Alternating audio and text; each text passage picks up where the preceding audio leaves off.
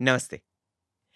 જલસો પોડકાસ્ટના એક ઓર ફ્રેશ એપિસોડમાં આપનું સ્વાગત છે. ગુજરાતી સંગીત એટલું બધું લોકપ્રિય છે કે તેના વિશે વાત કરવી એ અભ્યાસનો વિષય હોઈ શકે. ઘણું વ્યાપક છે, વિસ્તરેલું છે. વર્ષોથી આપણે ત્યાં ગવાતું રહ્યું છે. એ ચાહે સુગમ સંગીત હોય કે લોક સંગીત હોય કે પછી ગરબા હોય. ગરબા એ આપણી આમ જોવા જઈએ તો મુખ્ય પ્રવૃત્તિ છે.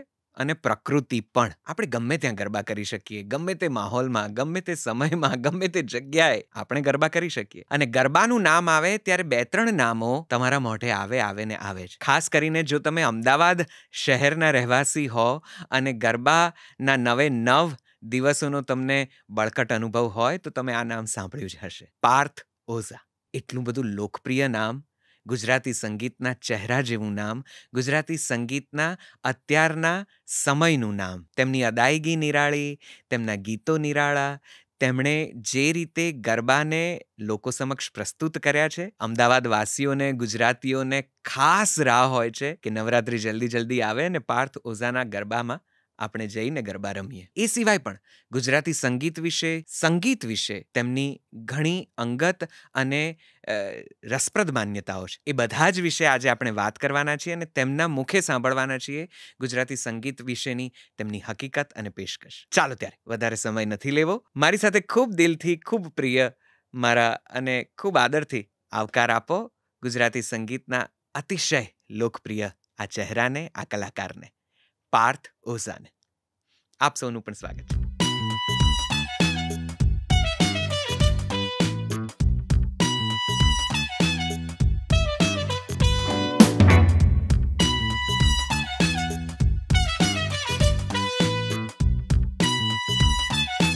સુગમ સંગીત તો છે અને રહેશે જ હંમેશા. કંઈ જવાનું તો છે નહીં. અત્યારે જે અત્યારના સમાજમાં છે, અત્યારના સમયમાં છે, એમાં ઓડિયન્સ બિચારું બહુ ભોળું છે. તો સહેજ ગીત વગાડવા આવડી જાય એટલે તો બધા તાળીઓ, વાવ, રીલ વાયરલ, પતી ગયું, સ્ટાર છે. જ્યારે એ લોકો સુરીલા લોકોના વખાણ કરે છે ત્યારે લોકો સામે જો બેસુરાઓના પણ વખાણ કરતા હોય છે તો એ લોકોને સૂર માટે બોલવાનો હક નથી. હું એવું માનું છું. એક્સક્યુઝ રાખી એને પરફોર્મન્સ જ કર્યા કરો અને તમે જે એકચ્યુઅલી તત્વ છે એના પર ધ્યાન જ ના આપો તો એ લાંબુ નથી ટકતું. હે જી ખમ્મા.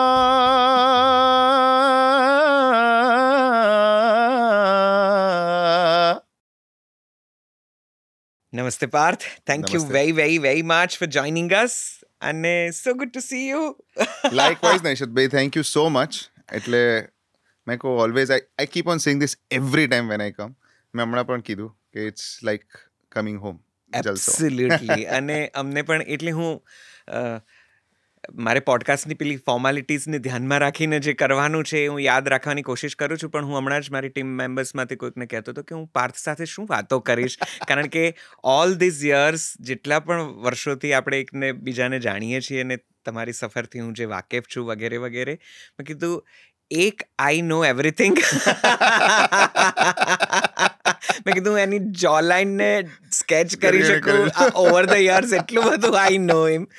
પણ યસ, જ્યારે પણ તું અહીંયા આવે છે ત્યારે it's more of family, talking to each other, family members talking to each other, એના જેવું કંઈક લાગે છે.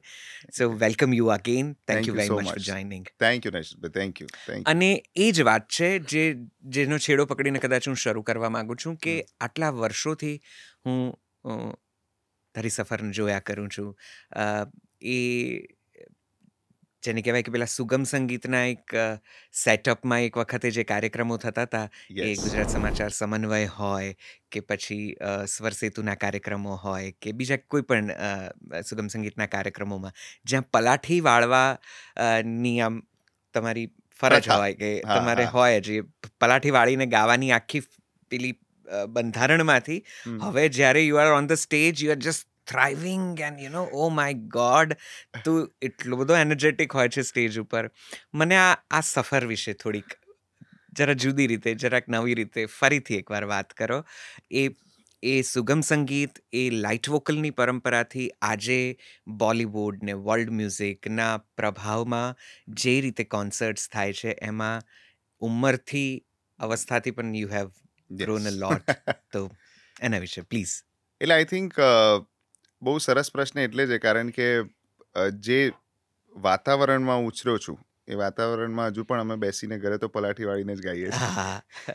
એટલે સુગમ સંગીત ની જે સફર શરૂઆતની હતી એ મારા માટે એક સ્કૂલ ઓફ લર્નિંગ બહુ સ્ટ્રોંગ હતી નૈશદભાઈ. કારણ કે તફાવત અત્યારના સમયમાં અને એ સમયમાં એ હતો કે હજુ એ ઇન્ટરનલી તો છે જ, પણ દુનિયા માટે કદાચ એ પર્સપેક્ટિવ બદલાઈ ગયો હશે કે એ વખતે આમ નાનો સૂર જાય કે જગ્યા ના આવે કે એક મૂર્ખી ના આવે ને તો રાત્રે ઊંઘ નથી આવતી. એમ થાય કે કેવું લાગ્યું હશે. જ્યારે અત્યારના પર્સપેક્ટિવમાં લોકોને ખ્યાલ નથી આવતો, ઇન્ટરનલી તો આપણે વર્ક કરતા હોઈએ છીએ, પણ એ કદાચ એ પલાઠી વાળીને બેસીને જે ચેનથી ગાવાની આખી વાત હતી ને અત્યારે એ જે તરવરાટ છે, જે દરેક સમયની જે જરૂરિયાત પ્રમાણે આપણે પ્રેઝન્ટ કરતા હોઈએ છીએ, એની જર્નીમાં I enjoyed very honestly. I have evolved also, કારણ કે એ એક સ્કૂલ ઓફ મ્યુઝિક હતી. અત્યારનું જે વાતાવરણ છે એમાં એ પ્રિન્સિપલ સાથે જ્યારે તમે મૂવમેન્ટ અને એનર્જી સ્ટેજ ઉપર એડ કરો તો એમાં બે રીતની મજા હું એક્સપેક્ટ કરતો હોઉં છું. એક તો મને મજા આવી જોઈએ, of course, and if I am enjoying the audience is going to enjoy. એટલે એ જો એનર્જી એક્સચેન્જ કરેક્ટ થાય તો બધાને મજા આવે, બધા ઘરે કંઈક સરસ વસ્તુ લઈને જાય, કંઈક સરસ સંભાણું લઈને જાય. અને as far as the journey is concern, તો journey was challenging because I had to unlearn lot of things. એટલે ઘણી બધી વસ્તુઓ હતી કે જેનાથી તમારે ડિસ્ટર્બ ન થવું જોઈએ. જેમ કે મેં એક્ઝામ્પલ તમને આપ્યો કે કદાચ કૂદકા મારવામાં શ્વાસ ખૂટી જાય, એકાદ સૂર સે ચડી જાય, આ બધી વસ્તુ થઈ શકે, ઇટ ઇઝ ઓબ્વિયસ. પણ એના થોડુંક તમે માઇન્ડને એવું કલ્ટિવેટ કરો કે કંઈ વાંધો નહીં, will try to overcome that. Of course એવું તો આપણે કહીએ નહીં કરે શું ફરક પડે છે, પણ will try to overcome that. જે પહેલાં એ જે આખી એક પેલું આમ આખું આમ આપણે દિલ પર લઈ લઈએ કે ભાઈ આ યાર શું થઈ ગયું, અમારે બહુ જ રિયાઝ કરવો પડશે, એ તો ચાલુ જ પ્રોસેસ. પણ this is the difference actually which I notice from that time and this time. પણ એઝ યુ સેડ કે journey has been very interesting, કારણ કે મેં કીધું એમ કે unlearning was one of the major tasks. કે તમે જેટલા બને એટલા લોકભોગ્ય બનો, લોકોના એક્સપ્રેશન્સ, લોકોની બોડી લેંગ્વેજ સાથે તમારે મેચ કરી અને આખી વસ્તુને એન્હાન્સ કરવી. અને મોસ્ટ ઇમ્પોર્ટન્ટ પાર્ટ ઇઝ નિશદભાઈ કે I think every year or every era has some pace, some beat, some music, અને એની એક લય હોય છે. એ લય સાથે જોડાવું is what we call updation, very honestly. એટલે એ મ્યુઝિકલ અપડેશન જે લોકોએ નથી રાખ્યું એ લોકો માટે સહેલું છે કે ભાઈ અમારે આ નથી કરવું, દે આર ક્લિયર. જે લોકોને રાખવું છે પણ નથી રાખી શકતા એ લોકો અંદરથી મૂંઝાયા કરે છે. એના કરતાં યુ બેટર એક્સેપ્ટ ઇટ કે this is the scenario at this point of time. તો એની સાથે તમારે જોડાઈને જે પણ લેવલ ઓફ પરફોર્મન્સ તમારે અપગ્રેડ કરવું પડે, that is what the journey is all about. અને કદાચ આજથી 5 વર્ષ પછી કંઈક જુદું પણ હશે. ઓફકોર્સ. તો I am ready for that also. So Parth, tell me honestly, what is the scenario of music these days in Gujarat? Scenario of music in Gujarat is ideally very good, નૈશદભાઈ, as compared to the in between years. Right now હું મારી દ્રષ્ટિએ એવું જોઈ રહ્યો છું કે ગુજરાતી સંગીત, હું ફિલ્મ સંગીતની વાત નથી કરી શકતો, પણ હું એટલીસ્ટ ગુજરાતી સંગીત પરસેની વાત કરવા જઈએ તો ઇટ ઇઝ વેરી ગુડ. કારણ કે ઓવરઓલ રિજનલ મ્યુઝિક, ગુજરાતી મ્યુઝિકને વર્લ્ડ લેવલ પર એટલું સરસ એપ્રિસિએશન મળી રહ્યું છે અત્યારે. અને they are ready to accept the experiments. They are ready કે કંઈક નવું આવે અને અમે અમારા પ્લેલિસ્ટમાં ઇન્કોર્પોરેટ કરી શકીએ એવી તાકાત એક તો પ્રોડક્શન્સમાં પણ બનવા માંડી છે. એની સામે લોકોનો એવો એક ઇન્ટરનલ કોલિંગ સે જે કહે એ ઊભો થઈ ગયો છે કે ના અમે તો સાંભળીએ છીએ. વચ્ચે એક ટેબુ હતો જ્યારે હું ભણતો હતો ત્યારે, વેરી ઓનેસ્ટલી ઇન સ્કૂલ, આ તો ગુજરાતી મ્યુઝિક ગાય છે, યુ નો, એમ કરીને બહુ જ હસતા. I think we all have face this issue. એ વખતનો એક જોશ અને ટેન્યોર જુદો હતો કે ભાઈ એમાં I have seen people laughing on that also. Right. પણ right now it is totally different. હવે એક સરસ સ્વમાન સાથે, એક પ્રાઇડ સાથે લોકો કહે છે કે આપણે તમે તો મજા કરાવો છો યાર, ગુજરાતી જ ગાઓ ને યાર આપણું. અને એ જ્યારે યંગ લોકો કે, બાળકો કે, એવા કેટલા બાળકો છે નૈશદભાઈ, હમણાં with gods grace and blessing, કે હમણાં છેલ્લા મહિનામાં કે મારા જ ફ્રેન્ડ્સના છોકરાઓ નાના એ લોકો મારા ગીતો સાંભળીને સૂઈ જાય છે. જે મારા બધા મિત્રો ગુજરાતી મ્યુઝિકની ઉડાવતા હતા, એમના જ છોકરાઓ અત્યારે મારા જ ગુજરાતી ગીતો સાંભળીને સૂએ છે. એટલે I think that it is a very good phase for Gujarati music at this point of time. તમારા મિત્રો અને એના છોકરાઓ એટલે એ આખી જુદી ચર્ચા તરફ મને જરા અંગુલી નિર્દેશ કરી રહ્યા છો તમે. મેં તો કઈ રીતે નથી. પણ મને એટલે બાળકો તો હોય ને બધા, મારે પકડી જ લેવું છે ને એ બાજુ જવું જ છે, પણ કદાચ ધીમે રહીને જવું. પણ આ સંગીતવાળી વાતને જરા થોડી ઓર સમજવાની કોશિશ કરીએ. તો શું બદલાયું જે એ પેલી પાથરેલી ગાદીઓ પર પલાઠી મારીને બેસીને ગાવાથી લઈને આજે જ્યારે મંચ ઉપર ખૂબ એનર્જી સાથે લગભગ ડાન્સમાં કે એ પ્રકારના એક પરફોર્મ કરવું પડે છે મ્યુઝિક, જેને કહેવાય કે એ તમારી એજના દરેક કલાકારો માટે આવે છે. હવે એ બધું બહુ જ ફરજિયાત થઈ ગયું છે, એ કરવું જ પડે છે, એના સિવાય કોઈ એટ્રેક્ટ નથી થતું. તમે વચ્ચે આ પણ વાત કરી કે સહેજ સાત સૂર નાનકડા ધારો કે ખસે, કારણ કે લાઈવ છે, થોડું ઘણું કદાચ આખું પાછું થઈ શકે, તો કોઈને નોંધ લે છે એની? કોઈ નોંધ લે છે? પહેલા તો ખટકો રહેતો હતો કે ઓહો સામે તરત જ આમ સહેજ બમ્બર ઊંચી થાય, સહેજ બમ્બર ઊંચી થઈ જાય કે આ ગયું તો એમને તરત નોંધ લે. હવે એવું કાંઈ ઓડિયન્સની પણ એ તૈયારી કે એ કાનની તૈયારી તમે જુઓ છો? શું બદલાયું છે? બહુ જ ઓનેસ્ટલી કહું ને તો એક લેવલ ઓફ કોમ્પિટિશન જે અત્યારે પણ છે, અત્યારે જે અત્યારના સમાજમાં છે, અત્યારના સમયમાં છે, એમાં ઓડિયન્સ બિચારું બહુ ભોળું છે. એણે બધું જ એક્સેપ્ટ કરી લીધું છે. બેસુરાઓને પણ એક્સેપ્ટ કર્યા છે અને સુરીલાઓને પણ એક્સેપ્ટ કર્યા છે. એટલે અત્યારના સમયમાં કદાચ ઓડિયન્સ પર્સપેક્ટિવથી એ લોકો બોલી શકે એવી સંભાવના અને સ્થિતિ નથી હોતી. કારણ કે જ્યારે એ લોકો સુરીલા લોકોના વખાણ કરે છે ત્યારે લોકો સામે જો બેસુરાઓના પણ વખાણ કરતા હોય છે તો એ લોકોને સૂર માટે બોલવાનો હક નથી, હું એવું માનું છું. પણ જ્યાં સુધી સિંગર અને ગાયક પોતાની રીતે કોન્શિયસલી અપ્રોચ રાખે કે ભાઈ તમે જે પણ ગાયું છે, જે પણ તમે આજનો શો કર્યો, એમાં વાહ તો બધા જ કરે છે. વાહ તો likes and everything is a part of, હવે એ પણ આમ સ્પાઇનલ લેવલ પર જતું રહ્યું છે એમ કે પેલું, એટલે એની અસર ન થઈ અને તમે કોન્શિયસલી જ્યારે તમારા સંગીતને એનાલાઇઝ કરો, પોતે જ કરો, ક્રિટિસાઇઝ, કારણ કે બીજા તો બધા સરસ છે અને અધરવાઇઝ પાછી ઊંધી કમ્પેરિઝન આખી જનરેટ થાય કે આ તો ખરાબ છે તો પણ આનું તો બહુ ચાલે છે. પણ એ જે આખી જે અત્યારની સિચ્યુએશન છે એમાં કશું જ કર્યા વગર જો ગાયક પોતે કોન્શિયસ હોય, પોતે સભાનતામાં રહીને આખી વસ્તુને પોતાની રીતે મોડ્યુલેટ કરીને ઇવોલ્વ થઈ શકે, it is a very challenge. આખું યોગિક ટાસ્ક થઈ ગયું છે હવે, વેરી ઓનેસ્ટલી. કારણ કે it is so much saturated around that you have to grow within more. તો ક્યાંક ને ક્યાંક આ પેલું પરફોર્મ કરવું પડે છે જે મ્યુઝિક ઓન સ્ટેજ, એ ક્યાંક હાવી નથી થઈ ગયું મ્યુઝિક ઉપર? ડુ ફીલ સો? એ હાવી થઈ ગયું છે. એટલે બેઝિકલી દરેક, મેં કીધું એમ કે એરાની એક રિક્વાયરમેન્ટ હોય છે કે એ એરામાં એ સરસ માહોલ ચાલતો હતો. અત્યારના એરામાં it is more about the presentation. Correct. લય બદલાઈ છે. કરેક્ટ. એ જે અમે જે આંખનો અફીણ હું આજથી 10 વર્ષ પહેલા ગાતો હતો જે લયમાં, એનાથી 4 ગણી લયમાં હું અત્યારે ગાઉં છું બેઝિકલી. એટલે એ લય બદલાઈ છે, લોકોના મગજના બીટ્સ પર મિનિટ ઓવરઓલ લાઈફના બદલાયા છે. એટલે એ લોકોને પણ everything fast is what is required at this point of time. So એક પ્રેઝન્ટેશન પરસે અમુક વસ્તુ જરૂરી છે, કારણ કે શો બિઝનેસ, નામ જ શો બિઝનેસ છે, એટલે you have to show certain things out of it. પણ એ પરફોર્મન્સનું પ્રેશર હોય છે, પણ એને તમે એક્સક્યુઝ રાખી એને લે પરફોર્મન્સ જ કર્યા કરો અને તમે જે એકચ્યુઅલી તત્વ છે એના પર ધ્યાન જ ના આપો તો એ લાંબુ નથી ટકતું.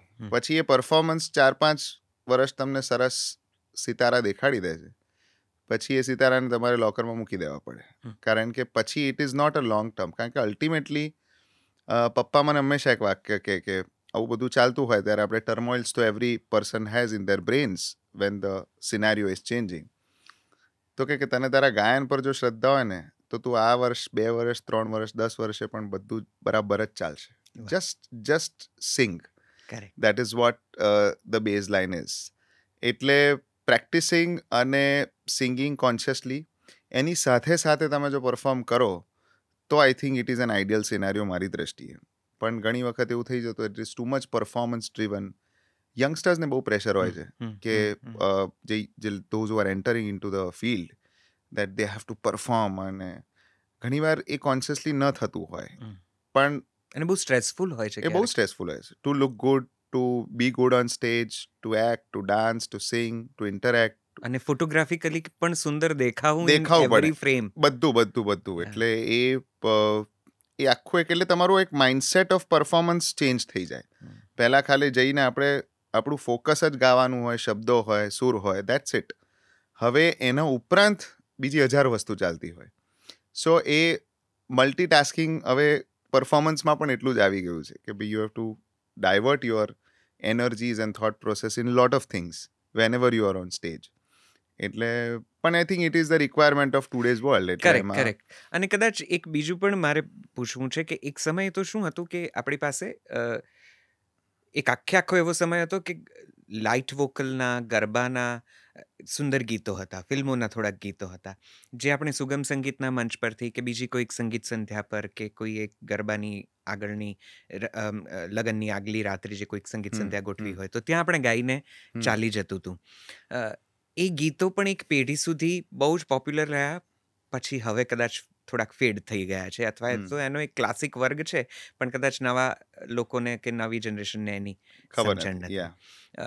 આપણી પાસે ગરબાનું બહુ મોટું લિસ્ટ છે કે જે આપણે ગમે ત્યારે ગાઈને કોઈને પણ એન્ટરટેન કરી શકીએ છીએ. આ બધાની વચ્ચે તમારા જેવા યંગ ટેલેન્ટેડ સિંગર્સ, પરફોર્મર્સ છે, જેમને એક નવું પ્રેશર આવ્યું છે કે હવે દર વર્ષે 2-3 ઓરિજિનલ પણ હોય તમારા, તો તમે લોકો સાથે થોડા વધારે કનેક્ટ કરી શકો છો. તો આ ઓરિજિનલ પણ લાવવાનું એક નવું પ્રેશર ઉમેરાયું છે એવું લાગે છે. Though I am sure that you must be enjoying that, પણ તો પણ પહેલા શું હતું કે આ બધું કશું નહોતું. You are suppose to go, you are suppose to sing and come back. હા, એ 100% એ વાત પ્રેશર તરીકે તો હું બહુ નથી જોતો ઓનેસ્ટલી, પણ એક રિસ્પોન્સિબિલિટી તરીકે યસ. કારણ કે હવે એવું છે કે પહેલાં તમે કીધું એમ કે સરસ નવું કોમ્પોઝિશન ગવાય, બહુ તો લાઈવ શોમાં ગવાઈ જાય, છાપામાં એના વિશે આર્ટિકલ આવે અને અંદર બધાને વાતો થાય, that's it, your song is already out. અને આ બધા ગીતો એવી રીતે જ આવ્યા છે એકચ્યુઅલી. જેટલા પણ પોપ્યુલર ગીતો અત્યારે ગુજરાતી આપણે જૂના સાંભળી રહ્યા છે એવી રીતે જ આવે છે, કાં તો ફિલ્મમાં હોય અથવા આવી રીતે ગવાયું હોય. પણ અત્યારે યસ, ઓરિજિનલ મ્યુઝિકને લાવવું અને કંઈક તમારી તરકટ દેખાડવી, કંઈક તમારી ફ્લેર લોકોને બતાવી, એનું એક constant back of the mind thought process તો ચાલુ 100% રહે છે. કારણ કે એ એના જેવું છે કે સ્ટેલ પણ બહુ જલ્દી થઈ જાય છે, વેરી ઓનેસ્ટલી નેશનભાઈ. કારણ કે જેટલું જલ્દી આવે છે, બહુ સ્વાઇપિંગ કલ્ચર છે. એટલે એક ગીત આવ્યું, આમ ચાલ્યું, ત્યાં હવે તો બીજું કયું. એટલે એની જે પેલી પ્યાસ લોકોની વધી ગઈ છે સાંભળવાની, વિચ ઇઝ ગુડ થિંગ. પણ અને creation always tax time, honestly. સારું ક્રિએશન છે ને, આઈ એમ લિટલ ચૂઝી. એટલે હું તો કદાચ એટલા બધા બહાર પાડી પણ નથી શકતો ગીતો, કારણ કે મને અમુક I am very critical about my own self. મને આમ જો બહુ જ ગમે ને થાય એ બહાર નહીં. એટલે કેટલા બધા એવા ગીતો છે કે જે એકચ્યુઅલી અનરિલીઝ છે એમ. એટલે દર વર્ષે એમ કંઈકનું કંઈક સરસ કરવાની ઈચ્છા તો હોય છે જ. અને originals, I am very much in love with originals. કારણ કે હું એવું માનું છું કે જ્યાં સુધી તમારા ઓરિજિનલ ગીતો લોકો સુધી પહોંચી શકે અને એ લોકો જો એને વધારે ગમાડી શકે, તો I think that is the triumph of an artist. Right. કારણ કે એ તમારા પ્લેલિસ્ટમાં જ્યારે ગાતા હો ત્યારે તમે રાખો એને, ત્યારે જે ઓડિયન્સનું આઈ થિંક જે લવ એ વખતે હોય છે, that is very very special. એટલે એ ગમે પણ એટલું જ છે, પણ એની સામે એનું એક રિસ્પોન્સિબલ પ્રેશર કહીએ તો ચાલે. પાર્થ, એક બીજું આની સાથે એક જરાક બીજો આ જ સવાલનો એક છેડો જરા આગળ વધારું તો આપણી પાસે અત્યારે પણ ઓરિજિનલના નામે જે કદાચ થોડું ઘણું થાય છે, જૂના ગીતોની કેટલીક પંક્તિઓ, ધ્રુવ પંક્તિઓને લઈને પછી એડિશનલ લિરિક્સ એમાં ઉમેરીને એનું જ કોઈક જુદું વર્ઝન લગભગ તૈયાર કરતા હોઈએ છીએ આપણે, કદાચ લોકોને ગમે છે. એટલે એક આખું પેલું વર્તુળ છે કે લોકોને એવું જ ગમે છે એટલે અમે એવું જ આપીએ છીએ, અને અમે એવું જ આપીએ છીએ એટલે લોકોને એવું ગમે છે. આ જે પણ તમે માનો એ. પણ એ દ્રષ્ટિએ આપણે ત્યાં જોઈએ તેવા નવા ઓરિજિનલ્સ, નવા લિરિક્સ, નવા કમ્પોઝિશન્સ એ તો જાણે કે આવવાનું બંધ જ થઈ ગયું છે, એવું મારું બહુ અંગત રીતે, વ્યક્તિગત રીતે એવું માનવું છે. Do you think so? You are right actually, કારણ કે જે રીતે આ બોલિવૂડનો સિનારીઓ છે હમ. કે રિમિક્સીસ આર વર્કિંગ, એવી રીતે અહીંયા પણ એક ઝોન છે કે જૂના ગીતોની પંક્તિઓને લઈને એમાં એ મારામારી હોય છે પંક્તિઓમાં, હા. કારણ કે એમાં એક પાછા કોપીરાઇટ્સ ને અરે લેબલ્સ કોપીરાઇટ્સ ને લેબલ્સ અને આવે, અને પછી એક 10 એવા વર્ઝન પાછા રિલીઝ થાય વર્ષે જુદા Yes, જુદાના yes. કંઠે ગવાયેલા. ઓરિજિનલમાં એવું છે કે that is easy hmm. To market, hmm. Because પેલું જે રિક્રિએટેડ વર્ઝન છે એ લોકોએ ક્યાંક સાંભળ્યું હોય, અને કદાચ આજની જનરેશન એકદમ જેન્ઝીએ ના સાંભળ્યું હોય તો એમના પેરેન્ટ્સે સાંભળ્યું હોય, હમ. એટલે એનાથી કોઈક રીતે કનેક્ટ થઈ જવાય એવું છે. નવાને માર્કેટ કરવું is a challenge. Hmm. Hmm. Original સોંગને તમે માર્કેટમાં મૂકીને એને માર્કેટ કરવું is a huge challenge. Hmm. અચ્છા, picture is a different thing, hmm. કારણ કે ગુજરાતી ફિલ્મમાં આવે અને એ ગીત ચાલે તો is a part of that marketing promotion of the film, અને લોકોને ગમ્યું, ઇટ્સ જેકપોટ, ગમ્યું તો ગમ્યું, ના ગમ્યું તો ના ગમ્યું. પણ એઝ અ સોલો આર્ટિસ્ટ તમારે પોતાનું ગીત એકદમ સ્ક્રેચથી બનાવીને એને ચલાવવું એ બહુ જ મોટો ટાસ્ક છે. ઇકોનોમિકલી બહુ જ મોટો ટાસ્ક છે in terms of presentation also. એનો બેસ્ટ એક્ઝામ્પલ કે સિમ્પલ એક્ઝામ્પલ અનૈશદભાઈએ છે કે જોગણી જોગમાં જે મેં કર્યું એ બધા જ દાખલાની પાછળ એવરી ફોર્મ ઓફ દાખલા was coming out. Yes. This somebody singing. I said that the beats and things are very good. Beats are very good. બહુ સરસ લય છે. પણ મારે આનું જ એક સબ પ્રેઝન્ટેશન નથી કરવું કે ભાઈ એના જ કંઈક જૂનું પાછું બીજું કોઈ શોધો દાખલો ને એને આ માતાજી સાથે કોરિલેટ કરીને એ કરો. એટલે મેં તુષાર માસાને કીધું, મેં તો ખાલી એક ચોપડીમાં લખ્યું હતું જોગણી જોગમાં, આટલું જ મેં લખ્યું હતું. મને ખબર નથી કે આમાં દાખલા બનશે, ગરબા બનશે કે ગીત બનશે, શું હશે. અને તુષાર માસાને મેં કીધું, મેં કહું આવું એક ટર્મ છે ને એમાં આપણે કંઈક કરીએ. અને એ એમનો વિષય પણ બહાર હતો, કારણ કે આ માતાજીનું ફોર્મ જ જુદું હતું. રાઈટ. જે અમે યુઝ્યુઅલી પૂછતા નથી હોતા એ માતાજીનું Right. ફોર્મ છે. રાઈટ. અને એના વિશે લખી અને ઋષિ પાસે ગયો. ઋષિને અમે વી હેડ ડિસ્કસ્ડ કે આને આપણે એવું બનાવીએ કે આપણે દાખલાની પેટર્નમાં ગાઈ શકીએ લાઈવ શોમાં. રાઈટ. એને દાખલા જ નથી બનાવવા. એટલે એવી લય તું ક્રિએટ કર, એવી લય તું ડિઝાઇન કર, કે ઋષિએ જ ડિઝાઇન કરી હતી યસ. કે એમાં કંઈક ડિફરન્ટ ફોર્મ જનરેટ થાય અને એ વસ્તુ એના નામથી ઓળખાય, એ દાખલાથી ના ઓળખાય. એટલે એક પ્રયાસ હતો, અને દેટ ઇઝ હાઉ જોગણી જોગમાં was created from scratch. Correct. એટલે એમાં શબ્દો નવા, ધૂન નવી, લય નવી, એવરીથિંગ વોઝ દેટ. એને સ્માર્ટલી અમે એવી રીતે બનાવ્યું હતું કે હું મારા લાઈવ શોમાં એને ઇન્કોર્પોરેટ દાખલાના સેક્શનમાં કરી શકું. કરી શકાય. યસ. એટલે that was the only thought. પણ બાકી આખું એક નવો જ પ્રયાસ હતો. પણ એને પણ એ નવું હતું એટલે એને અમારી ટીમે ખૂબ મહેનત કરી અને એને માર્કેટિંગ બહુ જ સ્ટ્રોંગ કર્યું. કરેક્ટ. અને એ I think that made the difference. Absolutely. અને it reached out more in terms of garba, as we say. અને કદાચ કોઈ એક ઓરિજિનલ સોંગ ગુજરાતીમાં હું એને જરા જુદી રીતે એ રીતે જોતો હોઉં છું, કે જોવા માંગુ છું કે નથી એ ફોકમાં ટિપિકલી ફિટ થતું, નથી એ લાઇટ વોકલ ટિપિકલી, ગરબો છે અને ગરબો નથી એ ખરો, અને દાખલા છે ને દાખલા નથી એ ખરા, અને છતાં એના યુટ્યુબ પર જો હું ભૂલ ના કરતા હોઉં તો 10 લાખ પ્લસ વ્યૂઝ છે. It is still growing. And it is still growing. એટલે દેટ એ જ વાત કરતો હતો કે ઓરિજિનલના નામ પર આપણે ત્યાં જે ધ્રુવ પંક્તિઓ લઈને એનું રીમેક કે રિક્રિએશન્સ કે એડિશનલ લિરિક્સ સાથે જે કંઈ થાય છે, ત્યાં આપણે ત્યાં કંઈ નવું નથી આવતું. પણ તમે જ્યારે જોગણી જોગમાયાની વાત કરી છે ત્યારે ગરબે ઘૂમે તું પણ એક્ઝેક્ટલી એને પણ ભૂલાય નહીં. એ પણ એક જુદી જ લયમાં સુંદર રીતે આવેલું, એકદમ ઓરિજિનલ, અને આજની યંગસ્ટર્સને, આજના છોકરાઓને તરત જ ગમી જાય એવું ક્રિએશન થયું. એબ્સોલ્યુટલી. ગરબે ઘૂમે તું પણ નૈશદભાઈ એવું જ હતું. અને એમાં બેઝ લાઈન એ હતી કે અમે લય એવી રાખીએ આપણે કે સરસ મીઠી જે સુગમ સંગીતવાળી લય હોય એવી સુંદર એનો ટહુકો રાખીએ. અને એ વખતે પણ અમે પેલું માર્કેટિંગમાં પણ we had a lovely way out actually, કારણ કે એ વખતે કોવિડ હતો. અને એમાં અમે બહુ જ સિક્યોર્ડ કન્ડિશનમાં શૂટ કર્યું હતું.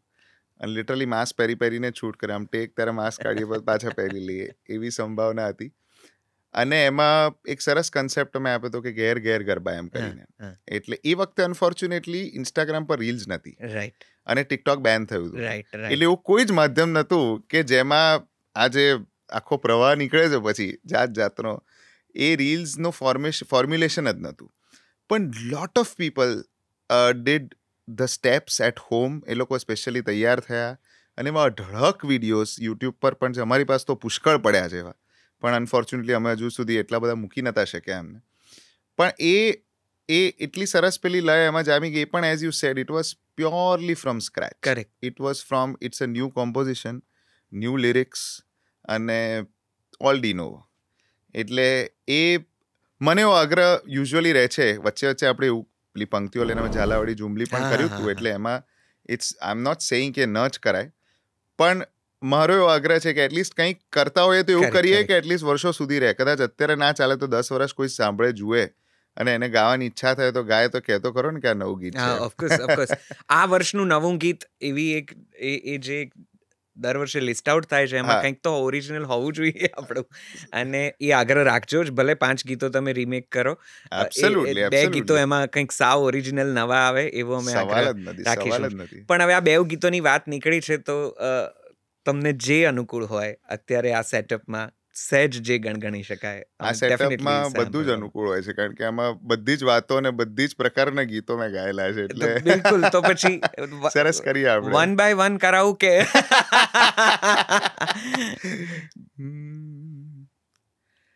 ગરબે ઘૂમે તું, મસ્તીમાં ઝૂમે તું, નૈનથી નૈન મળે, નજરથી ચૂમી લઉં. મારું હૈયું હવે સાવ ગયા ખાતે, કે મારું મન મોહી ગયું, તને જોઈ મેં તો નોરતાની રાતે, કે મારું મન મોહી ગયું, વાત દિલની કહું આજ ગાતે ગાતે.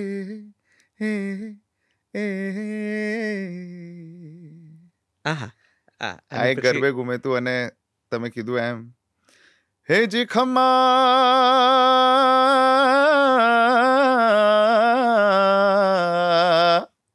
હે ખમ્મા તને માં જોગણી, હે જી ખમ્મા તને મહામાયા,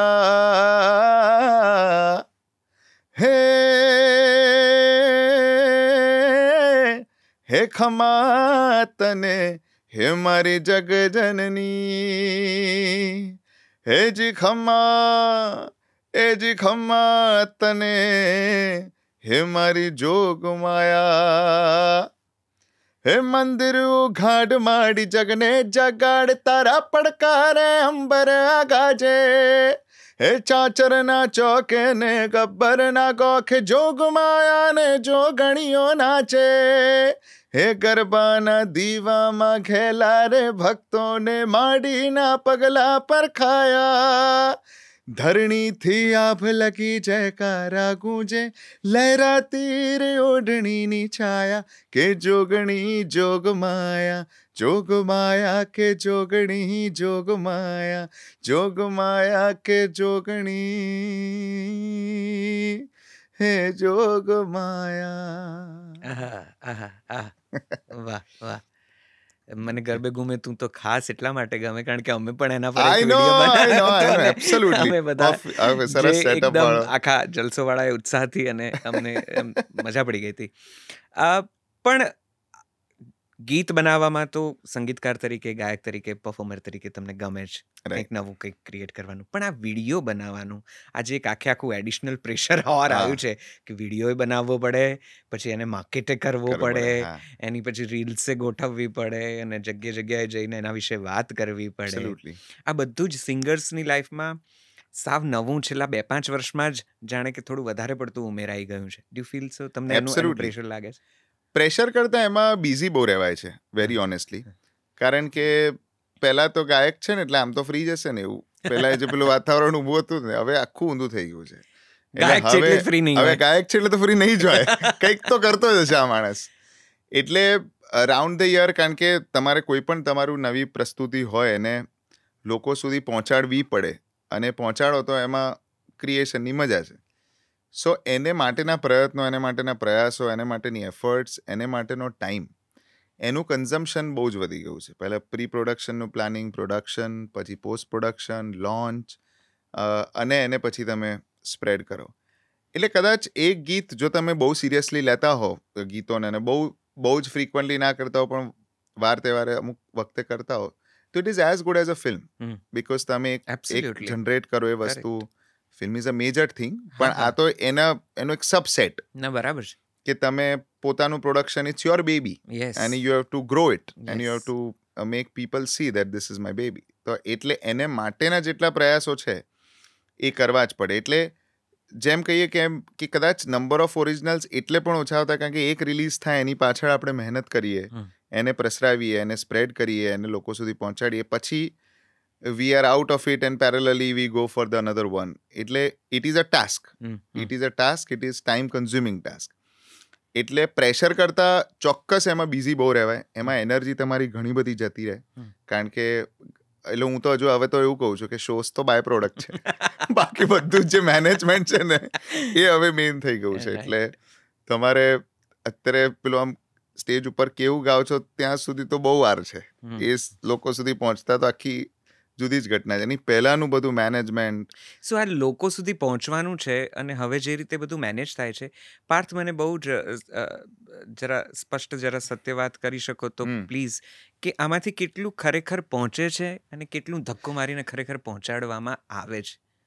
જે અત્યારનો સિનારીઓ છે 2025, એમાં ધક્કો મારીને પહોંચાડવા વાળો વર્ગ ખાસો વધી ગયો છે, વેરી ઓનેસ્ટલી.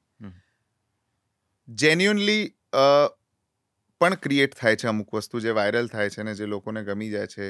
એ શું થાય છે એનું કોઈ લોજિક નથી, એનું ઓડિયન્સનું કોઈ લોજિક નથી. કંઈક વસ્તુ આપણે બહુ જ મહેનત કરીને બનાવી હોય એ બિલકુલ ના ચાલે, અને જેમાં આપણને એમ જ છે કે ઠીક છે મૂકી દે, શું ફરક પડે છે, પછી એ ચગી જાય આખી વસ્તુ.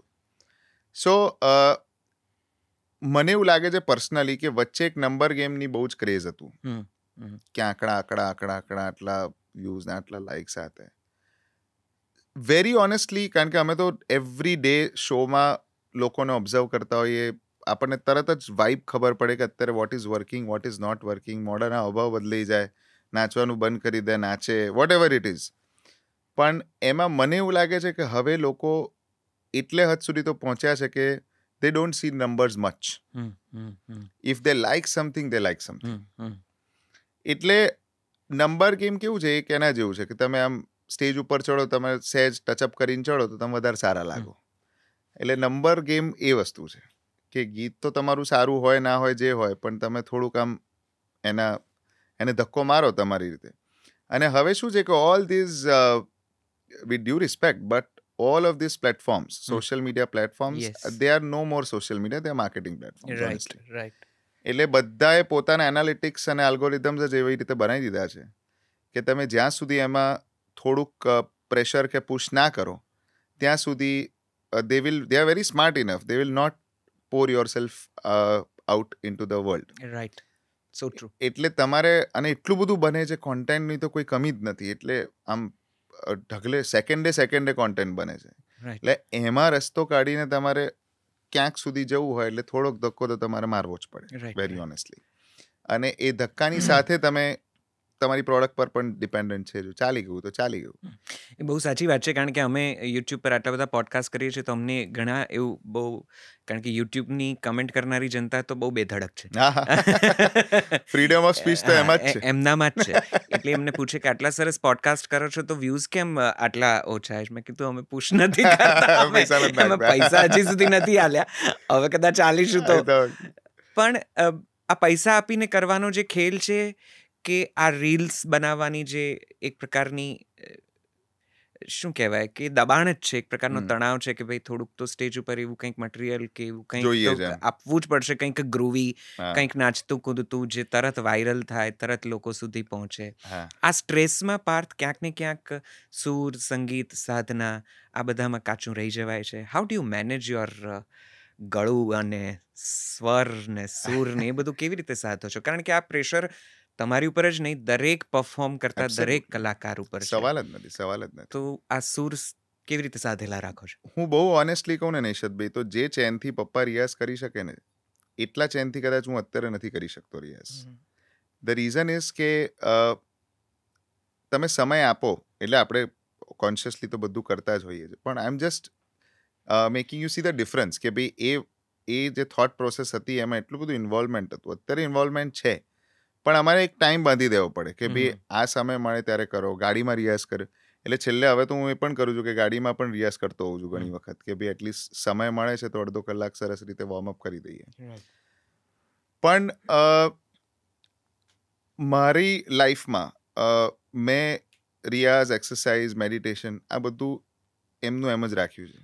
મેં કોઈ એમાં બદલાવ લાવવાની ઈચ્છા પણ વ્યક્ત નથી કરી, અને મને એમ થતું પણ નથી કે ભાઈ આપણે because things are going well it's okay if you don't do it. Usually એ ફિનોમિનન થતો હોય છે કે આટલું તો સરસ ચાલે છે, હવે શું ટેન્શન છે કરવાનું. ત્યારે જ વધારે તમને પ્રેશર આવે કે ના, it is better to do it so that you can maintain it and grow more. એટલે જે મોકળાશનો સમય આજથી 10 વર્ષ પહેલાં મારી પાસે હતો એ તો નથી જ. એટલે મને એમ થાય કે મારે આમ કલાકો સુધી બેસી જ રહેવું છે ને બસ કંઈ કરવું જ નથી ને ગાવું છે, અને જે મન થાય ગાવું છે. એવા બહુ ઓછી પળો મળે છે વેરી ઓનેસ્ટલી, જે આઈ વોન્ટ ઇટ, પણ એ બહુ ઓછી મળે છે. સો એ એક બદલાવ છે ફોર શ્યોર અત્યારના સમયમાં. પણ ગાવાનું બેલેન્સ, રિયાઝ, વર્કઆઉટ, મેડિટેશન આ બધોનો સમય તો તમારે કાઢવો જ પડે. અને જો તમારે આમાં સસ્ટેનેબલ રહેવું હોય, એમ માણસ તરીકે પણ સસ્ટેનેબલ રહેવું હોય ને તો આ બધો થોડો ટાઈમ કાઢવો પડે, નહીંતર તો તમે ક્યાં વેચાઈ જાઓ ને તમને ખબર ના પડે. બિલકુલ. એટલે આ જ વાત મારે પૂછવી હતી. મને વિશ્વાસ છે કે ઘણા બધા એવા અપકમિંગ સિંગર્સ હશે, જે લોકોને આ ક્ષેત્રમાં આવવું હશે, જેના આદર્શ હશો હવે તો તમે, કારણ કે ઘણા બધા એવા છે જે તમને ફોલો કરે છે અને તમારી જેમ જ પરફોર્મ કરવા માગે છે. એ લોકોએ કઈ રીતે પોતાની જાતને તૈયાર કરવી કે જેથી એ સ્ટેજને તમારી જેમ જ લોકો સુધી થોડું વધારે મજબૂત રીતે, બળકટ રીતે પહોંચાડી શકે, પરફોર્મ કરી શકે, એમને શું કહેશો? હું તો જેટલા પણ બડિંગ સિંગર્સ હોય છે જે મને મળતા હોય છે, બધાને એ જ કહું છું કે ગીવ ટાઈમ, કીપ પેશન્સ. કારણ કે અત્યારે શું છે કે અત્યારના સમયમાં એવું છે કે તમે ધારો તો 30 સેકન્ડમાં તમે સ્ટાર થઈ શકો. 30 second, 30 second reel and you are a star. પણ એ 30 સેકન્ડથી બનેલા સ્ટારડમમાં તમારી જો તૈયારી ઓછી થાય તો એમાં તમે જ ઘવાશો પાછળથી. અને એ જે પેન છે ને, એ આઈ એમ શ્યોર અહીંયા જેટલા ઉપસ્થિત સાંભળતા ગાયકો હશે કે મ્યુઝિશિયન્સ હશે ને, દે નો. તમારી જો તૈયારી ઓછી હોય ને તમારી શીખ ઓછી હોય છે ને, તો તમે બહુ જ સરસ સ્ટારડમ પર પહોંચી જાઓ છો. પણ પછી જ્યારે તમે એ જે ઇન્ટરનલ ફાઇટ છે ને, that causes major depressive moment in your life. એના કરતાં ઊંધું કરો. પહેલાં સમય એટલો જ આપો તમે તૈયારી માટે. Get ready, the world is yours, nothing is going to change. અને keep doing your work, keep practicing. રિયાઝ બહુ જ અગત્યની વાત છે. અને મેં કીધું એમ કે ધીરજ. હમણાં ઘણીવાર અમે લોકો બધા મ્યુઝિશિયનો પણ બેઠા હોય ત્યારે મને એમ કે જે સરસ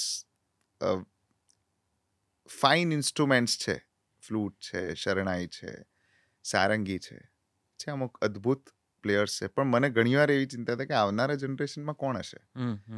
કારણ કે આટલું ધીરજથી કોઈની પાસે શીખવાનો સમય જો છે કે નથી, I don't find anybody around મી કે જે આટલું પેશન્સ સાથે વર્ષો સુધી ફ્લૂટ શીખે અને પછી એ પરફોર્મ કરે. તો સહેજ ગીત વગાડો આવડી જાય એટલે તો બધા તાળીઓ, વાવ, રીલ વાયરલ, પતી ગયું, સ્ટાર છે. એટલે એ જે સાધના જે બધાએ કરી છે, જે અમે કરી છે, જે અમે બધા કરી રહ્યા છે ઓલરેડી, એ ક્યાંક ખોવાવી ના જોઈએ એવો પ્રયાસ. It's a preaching, unfortunately. I did not want myself to be a preacher, પણ વોટ એવર વેઝ જો હું પહોંચાડી શકું તો એ સમય આપીને એ શીખવાનો સમય જે છે ને, એ બહુ જ અગત્યનો છે. એ 10 વર્ષ તમે આપી દેશો ને, પછી તમારે એક વખત સેટ થઈ જશે ને બ્રેનમાં, તો તમારે કંઈ જ પછી ખાલી એને મઠારવાની જરૂર પડે. પણ એ જો ના મળ્યો તો આખી જિંદગી તમારી ઇન્ટરનલી એઝ એન આર્ટિસ્ટ એટલી બધી સ્ટ્રગલ રહેશે ને, that will turmoil, that will is a big turmoil, અને તમને અંદરથી પતાવી દેશે. એવું અંદરથી પતાવી દે એવો કોઈ સમય તમે ફેસ કર્યો જ્યારે તમને એમ થતું હતું કે આ what is happening to me or what is happening to my life, અથવા તો હું શું કરી રહ્યો છું? તમે કીધું એ પ્રમાણે તમે એ ફેઝમાં તૈયાર થયા છો જ્યારે ગુજરાતી સંગીત પરફોર્મ કરવું કે ગાવું એ તો ગણતરીમાં જ નહોતું, અને કોઈ માત્ર ગુજરાતી ગીતો ગાઈને પોતાની જિંદગી ચલાવવા માગે, સપને વિચાર્યું સપનું આવે તોય આપણને તો ગભરામણ થઈ જાય. લોકો આપણને સ્વીકારવા તૈયાર નહીં, આસપાસનો સમાજ આપણી તરફ કોઈ પણ સારી રીતે એવી કોઈ ક્ષણે જુએ નહીં. એ ફેઝમાં તૈયાર થઈને આજે તમે સફળતા ભોગવી રહ્યા છો. કોઈ એવી મોમેન્ટ જ્યારે બહુ લો ફીલ કર્યું હોય, તમને એવું થયું હોય, તમને પોતાના પર શંકા થઈ ગઈ હોય, પેલું જે તમે ટર્મોઇલ કહો છો હા. એ અંદર ગુમરાતું હોય? એટલી બધી સિવિયોરિટીનું ટર્મોઇલ તો હું કહી શકું કે હજુ સુધી મેં એક્સપિરિયન્સ નથી કર્યું વિથ ગોડ્સ ગ્રેસ. પણ દર થોડા વખતે મને એક ચા ઊભી થાય છે, ફોર ઓનેસ્ટલી, કે દર થોડા વખતે એવી ઈચ્છા ઊભી થાય છે કે મારે પાછું શીખવું છે, મારે પાછું કંઈક આ જે નોલેજ છે એને થોડું વધારે એન્હાન્સ કરવું છે.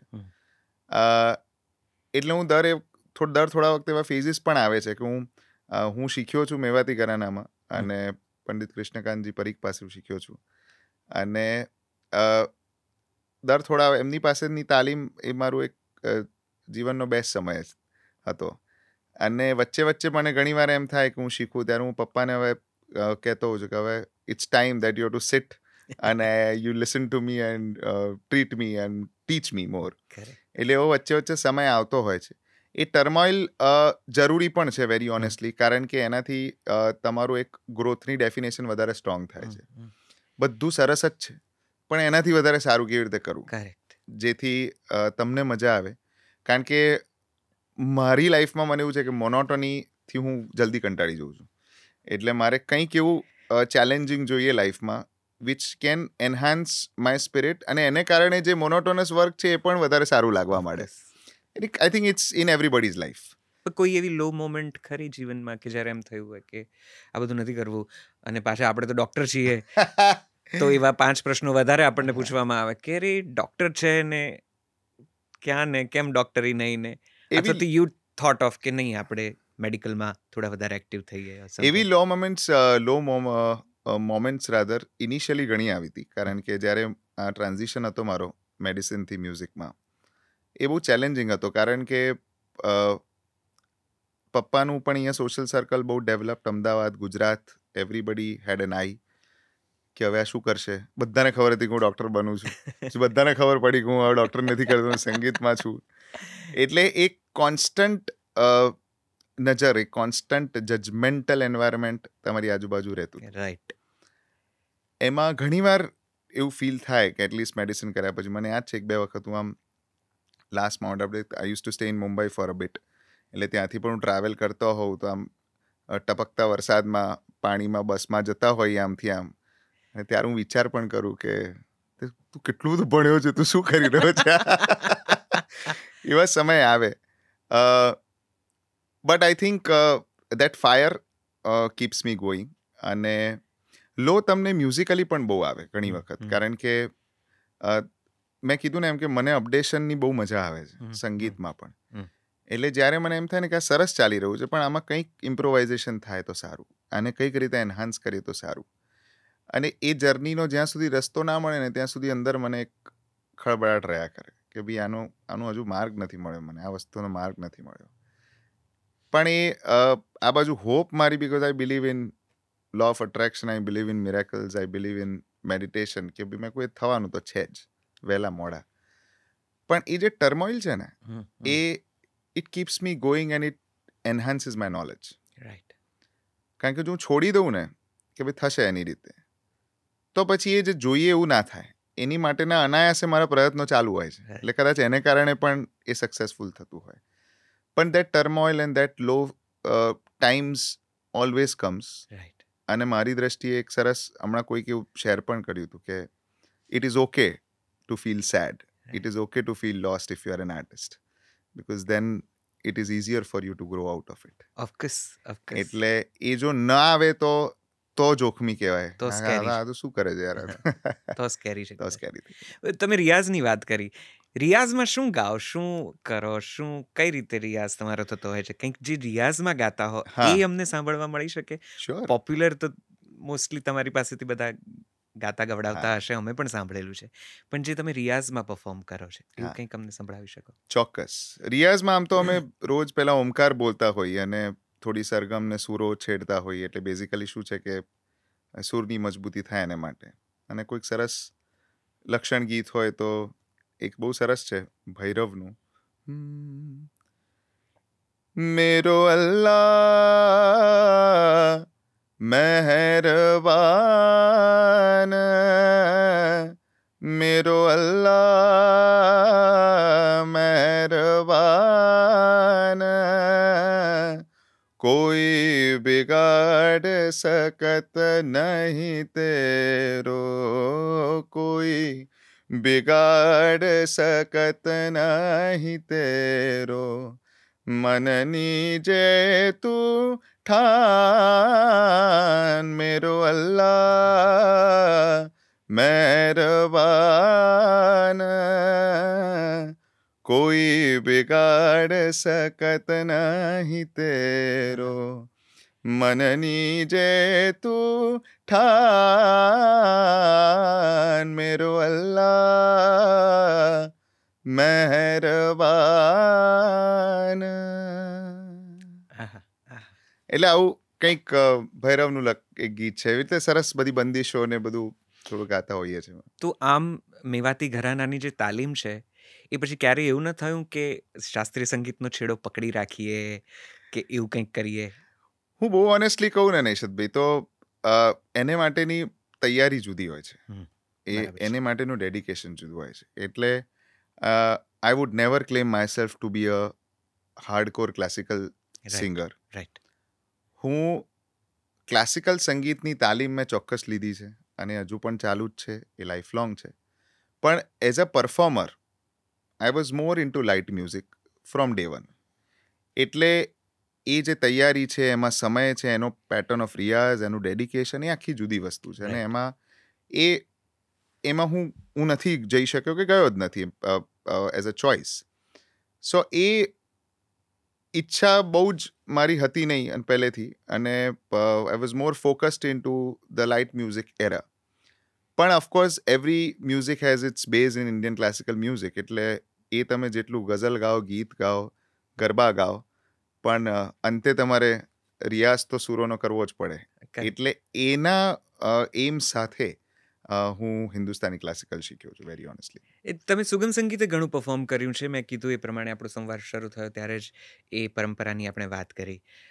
અને અત્યારે જે સિનારીઓમાં તમે લોકોની સાથે મળી રહ્યા છો, તેમને ત્યાં પરફોર્મ કરી રહ્યા છો, તમને લાગે છે કે સુગમ સંગીત હજી છે કે એ દોર પૂરો થઈ ગયો, એ સમય ગયો, કે હવે સુગમ સંગીત ફરીથી સાંભળનારો એક મોટો વર્ગ આવશે? Do you think so? સુગમ સંગીત તો છે અને રહેશે જ હંમેશા, કંઈ જવાનું તો છે નહીં. પણ પ્રેઝન્ટેશન બદલાયું અને જે પ્રકારના જલસા પહેલા થતા હતા એ અત્યારે નથી થતા. અને સુગમ સંગીતને તમારે જો પ્રસ્તુત જેન્યુઅનલી કરો, બહુ ઓનેસ્ટલી કહું ને તો અમારી જનરેશન છે અત્યારે, આપણી બધાની જે કામ કરી રહી છે, એમાં એકચ્યુઅલ સુગમ સંગીત પ્રેઝન્ટ કરનારા બહુ જ ઓછા છે. આંગળીના વેઢે ગણાવ્યા છે. અને અમારા બધાનો એ પ્રયત્ન હોય છે કે અમે માસીસ સુધી એ કરેક્ટલી પહોંચાડી શકીએ, વેરી ઓનેસ્ટલી. જે મારો ચાલુ જ છે અને હું સમય અંતરે જ્યારે મને મળે ત્યારે હું એમાં ઘૂસી જ જતો હોઉં છું. પણ એ પ્રેઝન્ટેશનને કારણે કદાચ આજના પ્રેઝન્ટેશનમાં તમે મૂકી અને જેટલી વસ્તુને લોકો સુધી આપી શકો તો એ સહેલાઈથી પહોંચે. ઘણીવાર શું થાય છે કે it all becomes generalized Gujarati music. એટલે લોકોને એના બાયફર્ગેશન્સ નથી ખબર હોતા કે ભાઈ આ ફોક છે, આ સુગમ સંગીત છે. એવા પ્રકારોનું બાયફર્ગેશન રહ્યું નથી. અને એવરીબડી સિંગ્સ એવરીથિંગ. એટલે પરસે સુગમ સંગીતનું જે એકદમ પેલું જે કહીએ કે સરસ સેગ્રેગેટેડ એકદમ સ્પેશિયલાઇઝડ ફોર્મ છે, એના પર અત્યારે કામ ઘણું ઓછું થાય છે, આઈ અન્ડરસ્ટેન્ડ. અને એ જે થાય છે એ પણ it gets limited to certain people. Right. પણ અમારો પ્રયત્ન તો ચાલુ જ છે અને કારણ કે હંમેશા હવે તો ચાલુ રહેશે. પેલું લગ્નોમાં પણ જે એક પ્રકારની સંગીત સંધ્યા થતી હતી હમ. એ પણ પૂરી થઈ ગઈ. એ દોર પણ ગયો. હવે તો માત્ર ને માત્ર there is a performance night જેમાં બ્રાઇડ અને ગ્રૂમના પરિવારો પણ થોડુંક નાચી લે, હા હા કાં હા તો હા હા સિંગર્સ પરફોર્મ કરે. એ ખૂબ બોલિવૂડ કે જે પણ પોપ્યુલર સોંગ્સ હોય એની ટ્યુન પર બધાને લગભગ એકદમ ફૂટ થમ્પિંગ આખો માહોલ હોય. હા. પણ પહેલાં જે એક સમયે કમસે કમ લગ્નની આગલી રાતે બેસીને પણ લોકો જે પેલા ગુજરાતી ગીતો તારી આંખનો અફીણી કે પાન લીલું જોયું, ના. વર્ષો સુધી આપણે એવી ફરિયાદ કરતા રહ્યા કે આ જ ગીતો ગવાય છે, આ જ ગીતો ગવાય છે. હવે તો એ ગીતો પણ નથી નથી ગવાતા. ગાતા. Yeah. So do you miss that time? તમને એવું ક્યાંય લાગે કે આ બધા ગીતો ફરી ગાવા છે, જરા શાંતિથી સાંભળનારા, અને આની લિરિકલ વેલ્યુ જે છે એ હા. ક્યાંક પહોંચે? આ પેલી ગ્રુવિંગ બીટ્સ ને અપબીટ્સ બધા રિધમની વચ્ચે આ શબ્દો ક્યાંક ખોવાઈ ગયા હોય એવું બધું કંઈ તમે ફીલ કરો? Actually I don't miss that much, very honestly. કારણ કે એવા સંજોગો ઊભા થાય છે હમ. કે જેમાં હું બધું ગાઈ શકું છું. વચ્ચે હમ, વચ્ચે હમ, વચ્ચે એવા અમારા પરિવારોમાં બેઠક થાય હમ, સરસ, તો હમ. પછી અમે બધા ગાતા હોઈએ, મિત્રો બધા ભેગા થઈ હોય ત્યારે ગાતા હોઈએ. એટલે કદાચ લોકો સુધી પહોંચાડવા માટેની જે પ્રોસેસ છે એમાં જેટલું આપણે પ્રયત્ન કરી શકીએ એટલું ખરું.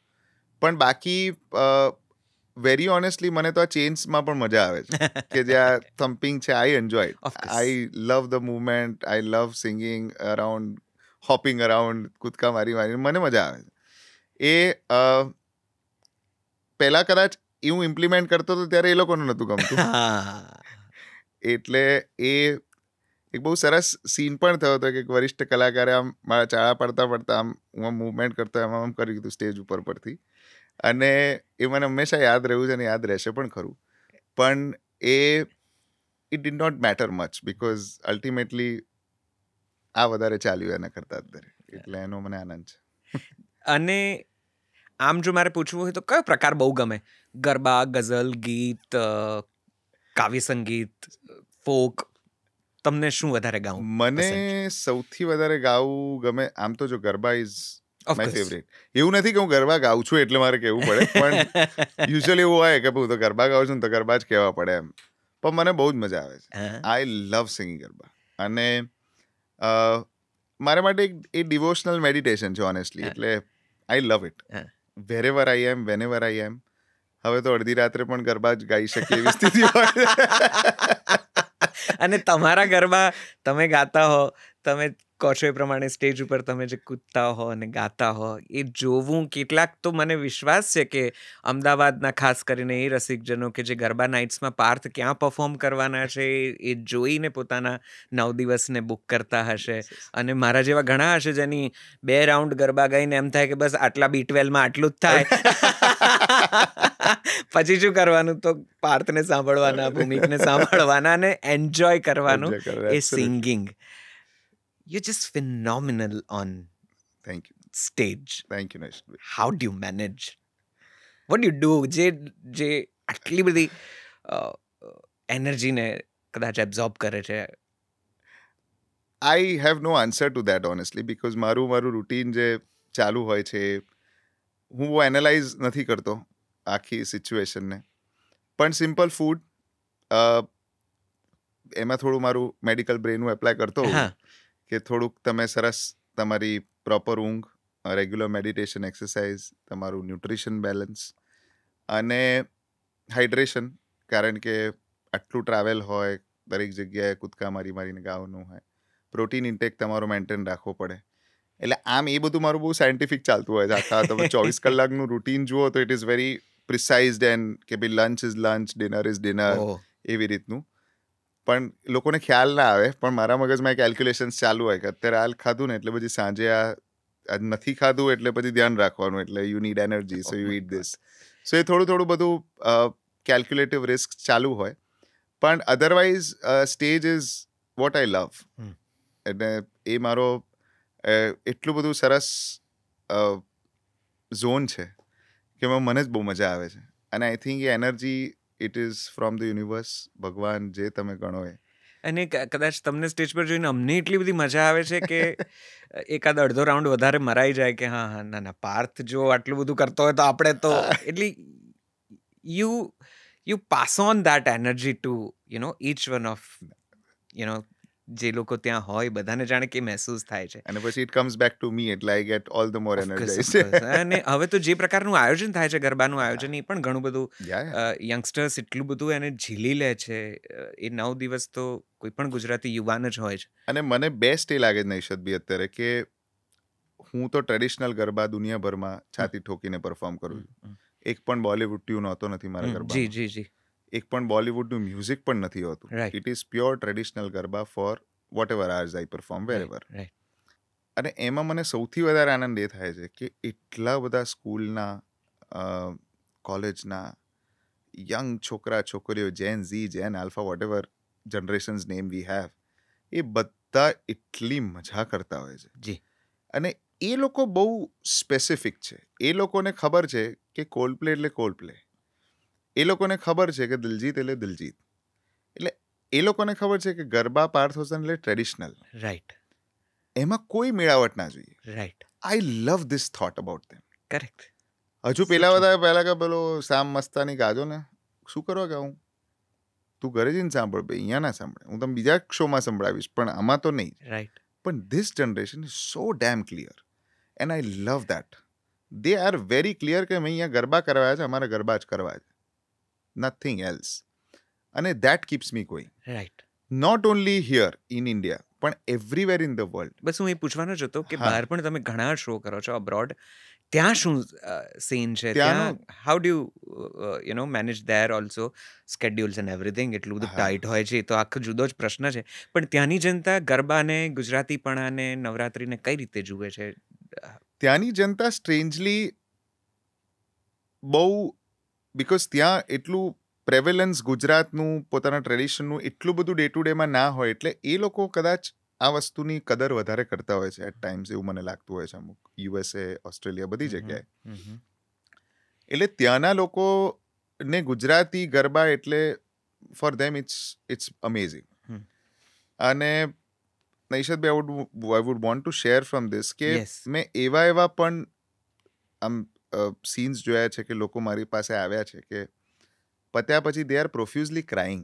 Oh એ my લોકો God. આમ ધોધમાર રડે છે, એવું કહીએ તો ચાલે. Oh my God. કે અમને એવું લાગે છે કે હું મારા ગામડાના પ્રાંગણમાં બેસીને ગરબા કરી રહી છું નાની હતી ત્યારે. આવું એક 80 વર્ષના માજી જ્યારે કહે, અને એને લઈને આવનારો એ હાઈસ્કૂલનો છોકરો હોય છે, જેને કોઈ ગુજરાતી જોડે લેવા દેવા નહીં, પણ મેન યુ ગુડ, આટલું એ કહીને જતા રહે. એટલે 2 જનરેશનના જે ઓપિનિયન્સ મળે છે એ સાંભળીને મારા પૈસા વસૂલ થઈ જાય છે આને, વાહ. અને મારી મહેનત વસૂલ થઈ જાય છે. આ સાંભળીને મને પોડકાસ્ટ પણ વસૂલ થઈ ગયો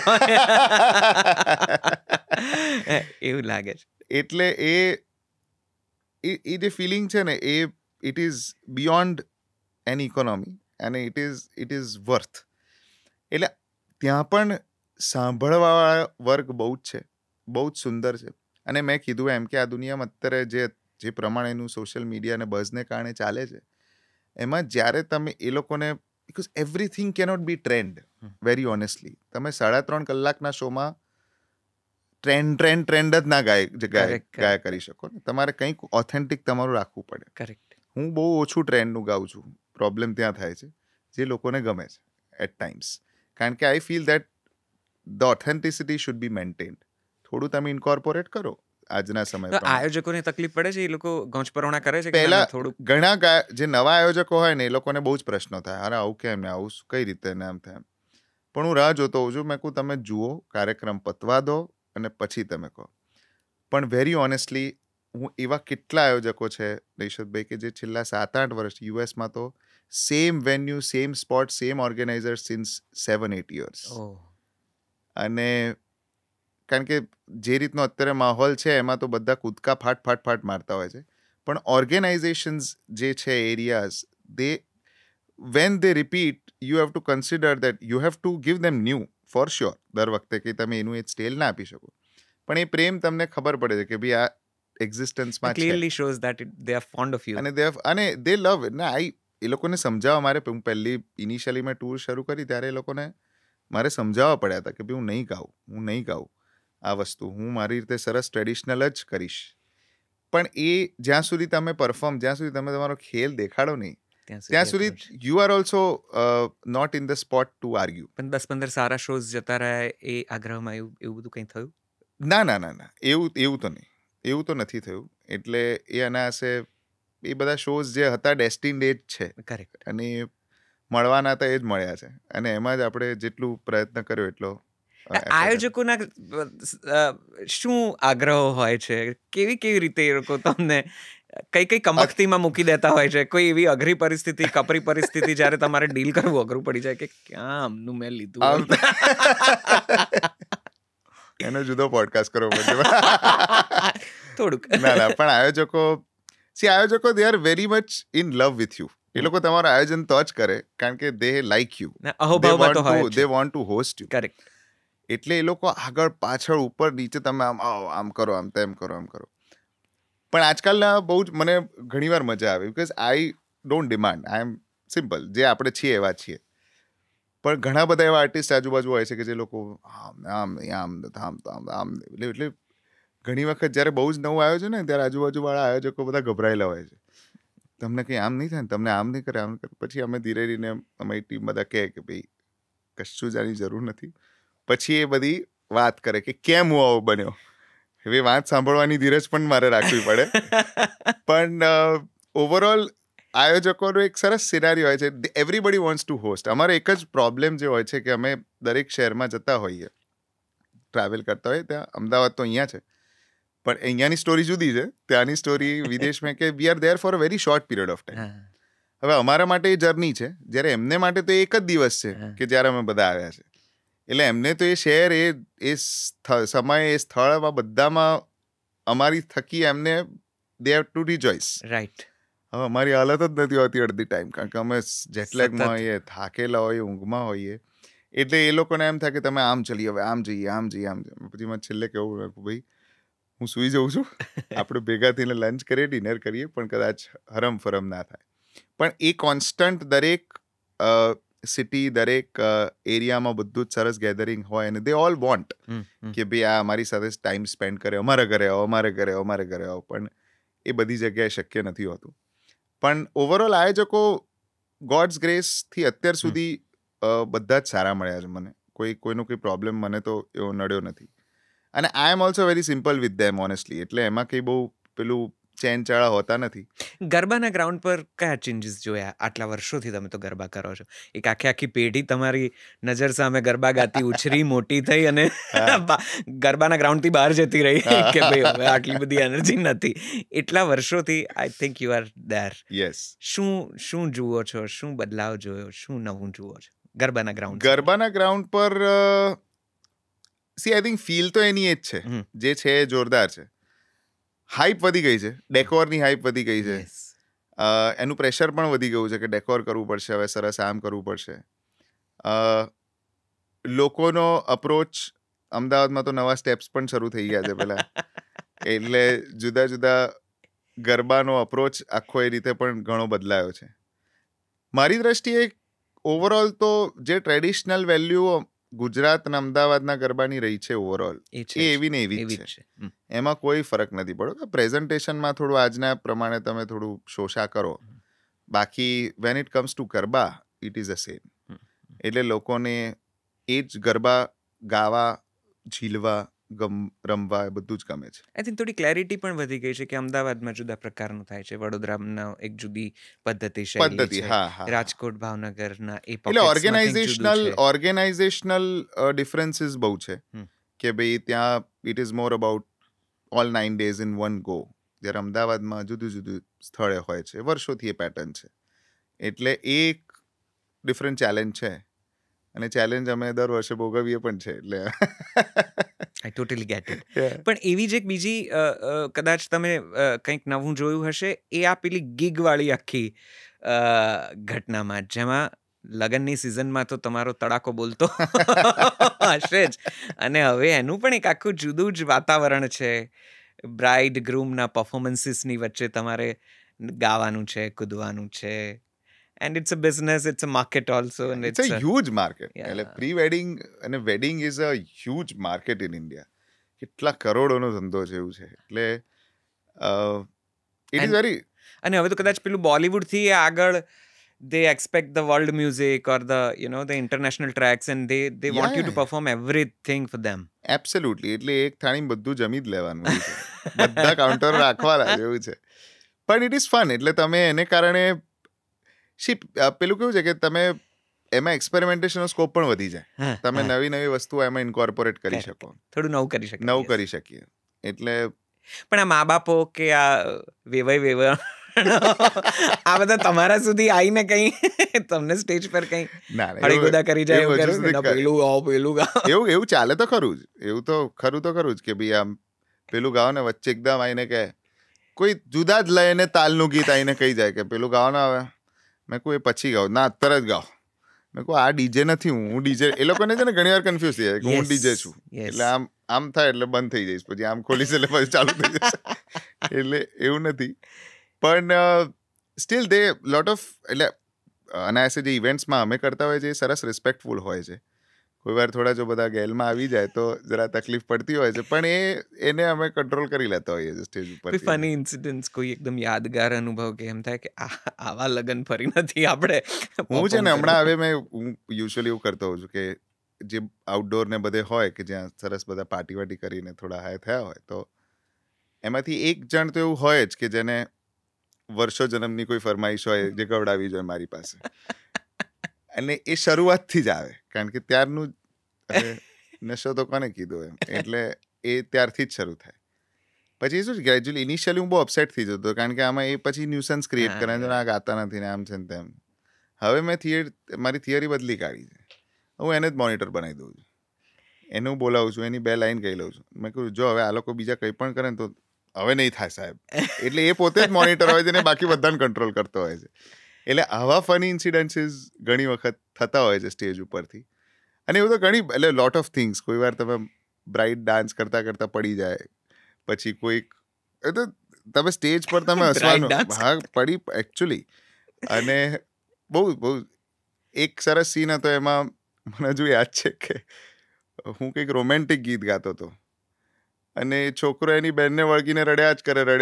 એટલે મારે એકચ્યુઅલી બંધ કરી દેવું પડ્યું એ ગીત. મેં કહું હવે મને શરમ આવે છે, એટલે હવે બંધ કરો. પછી મેં એમને સ્ટેજ પર કંઈ આખો સીન નીચે કંઈક જુદો જ ચાલે, અને હું આ બાજુ તો કંઈક જુદું રોમેન્ટિક ગીત. મેં કહું આનો કોઈ જ મેચ નથી અને આ બહુ જ ખરાબ લાગી રહ્યું છે. હવે આજુબાજુવાળા તો બધા બહુ જ ખુશ હતા, પણ જેને લગ્ન હતા ને એનું જુદું કંઈક પ્રકરણ ચાલતું હતું. એટલે મેં કહું હવે આ let's change the topic.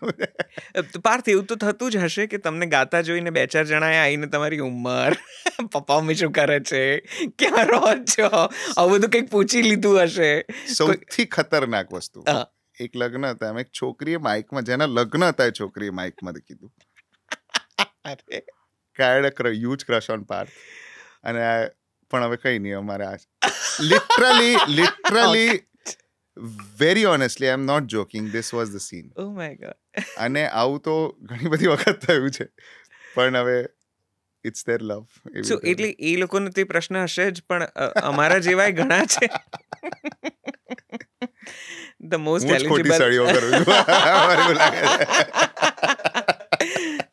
Eligible bachelor, આવું તો હું 2-4 વાર આપણે જ્યારે કોન્વર્સેશન કહી ચૂક્યો છું. સો ક્યારે તમને યુગલ સ્વરૂપમાં જોઈશું? યુગલ સ્વરૂપમાં જોશો એ નક્કી છે, પણ હવે સમય તો અત્યારે ના કહી શકું. પણ till that, is there anybody in your life? At this point no, but the search is on. એટલે the eternal search is on.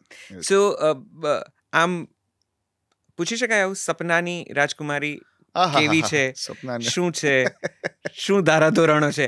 અગર કોઈને એમ થાય કે ના આપણે આમાં ફિટ બેસીએ છીએ, આ કૌંસમાં આપણે ફિટ બેસીએ છીએ અને કોઈને એપ્લાય કરવું હોય, એપ્લિકેશન, સી આઈ નૈશદ બી એવું વિચાર કે whenever it is going to happen, it's going to happen.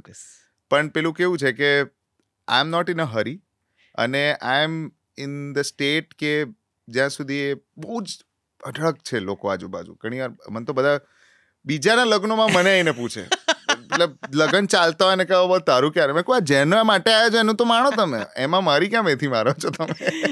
અને આઈ એમ શ્યોર કે તમે કહી તો દીધું છે કે આઈ એમ વેરી ચૂઝી, મ્યુઝિક હોય કે કંઈ પણ બીજું. એક્ઝેક્ટલી. એટલે કદાચ હું ઓવર ક્રિટિકલ પણ છું, એટલે એક ખોટું પણ છે, પણ whatever if it is good for me, it is good for me. પણ એ સમય સંજોગ ઊભો થશે જ, મને ખબર છે, પણ એ જ્યારે થશે ત્યારે આગામી 12 મહિના 2 વર્ષ એવું કંઈ ખરું?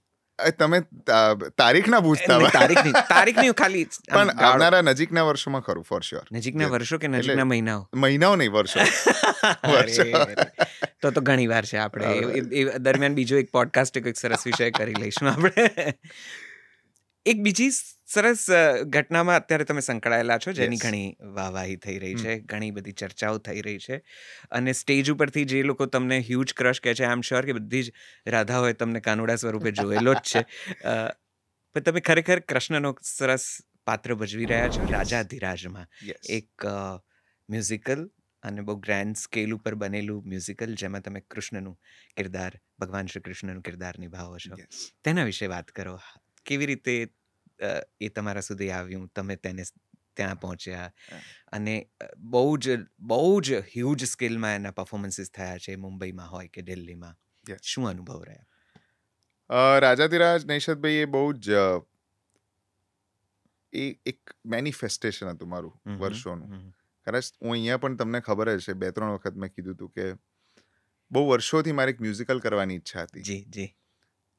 નાનપણથી આપણે લાયન કિંગ, જંગલ બુક, પછી જર્સી બોયઝ, આ બધા હ્યુજ બ્રોડવેઝ જોતા હોઈએ વિદેશમાં જઈને, ત્યારે હંમેશા એમ થાય કે how can I be a part? હું તો ગુજરાતમાં છું, and I sing, and how will I be a part of such a musical જેમાં મ્યુઝિક થિયેટર ઇન્વોલ્વ હોય. અને એ વર્ષોની ચાહ, એટલે ઇટ્સ અ ક્રેઝી મેનિફેસ્ટેશન, અને સિન્સ લોંગ. પણ જે રાજાધિરાજની પરવાનગી જ્યાં સુધી ના મળે ત્યાં સુધી ના થાય, અને મળી ત્યારે એમની જ મળી. એટલે એ થવા પાછળ એક સરસ ડેફિનેટલી સંજોગ છે. એનો જે ધનરાજભાઈ ભૂમિબેને આખું પ્રોડ્યુસ કર્યું છે, it's a huge musical. I think દુનિયાનું સૌથી મોટું મ્યુઝિકલ ઓન કૃષ્ણા છે, અને ધ સ્કેલ ઇઝ હ્યુમંગસ. અને બહુ જ બધી વખતે જ્યારે આ પ્રોસેસ શરૂ થઈ, ત્યારે વિરલભાઈ, જેમના ક્રિએટિવ પ્રોડ્યુસર છે, એની સાથે અમારી બહુ વાતોચીતો ચાલતી હતી કે આવું કંઈક કરીએ. અને એમાં એ લોકોનું પહેલાં એ લોકો એક્ટર્સને કાસ્ટ કરતા હતા, પછી એ લોકો સિંગર્સને કાસ્ટ કરવા માંડ્યા જે એક્ટ કરતા હતા. ત્યારે પછી ઓફકોર્સ વિરલભાઈ સજેસ્ટેડ, આજુબાજુથી અક્ષત ત્યાં હતો, he also suggested, lot of people around suggested કે ભાઈ આમનું કાસ્ટિંગ કરી શકીએ. પણ they were all concern and worried about my dates, because એ જે સમય હતો એ પ્રી નવરાત્રીનો હતો. અમારા સુધી વાત આવી તો અમે એવું ગણી લેતા કે ના પાર્થ તો ના કરી શકે, એનું તો સ્કેડ્યુલ કેટલું ટાઈટ હોય. આપણે વાતે થઈ હતી, ખબર છે, ઇનફેક્ટ હું, તમે ને રામ હતા ત્યારે વાતે થઈ હતી એ વખતે. બસ એ વખતે એ ફેઝ જ હતો આખો ચર્ચા વિચારણાનો. અને I join very late. I think I was one of the last persons to join the cast of Rajadhiraj. એટલે ત્યાં સુધીમાં બધું ક્યારે એનું સર્જાવું ના સર્જાવું બધું, પછી ઘરે પણ ડિસ્કશન્સ થાય, મારા પપ્પા જોડે થાય, રુજતા જોડે થાય, નિરાલી જોડે થાય, બધા જોડે અમે ડિસ્કસ કરીને કે ભાઈ whether to take it up, not to take it up, કે લેવું ના લેવું, considering the schedule and the crazy schedule out there. પછી એક હા નામાં ચાલી વાત, અને પછી I think I gave the auditions, I gave proper, એટલે બધું એની જે પદ્ધતિ હતી એ તો બધી મેં એ રીતે જ પાસ આઉટ કર્યું, because it was never like it's a huge musical. એટલે ડિરેક્ટર છે Shruti Sharma, she is very clear, she is very focused, અને પ્રસૂનજીએ લખ્યું હોય એટલે they are very concern about the character, અને પાત્ર પણ પાછું કૃષ્ણનું, એટલે એમાં કોઈ કશું પણ આમ તેમ ચાલે નહીં. બટ દે લવ્ડ ઇટ, કે વી વોન્ટ ટુ ગો હેડ. પ્રશ્ન એ હતો કે હું આ શેડ્યુલમાં કેવી રીતે ગોઠવાઈ શકીશ. મને પ્રશ્ન એ હતો કે જો હું ગોઠવાઈશ નહીં તો મારું પરફોર્મન્સ પર અસર પડશે, બંને બાજુ.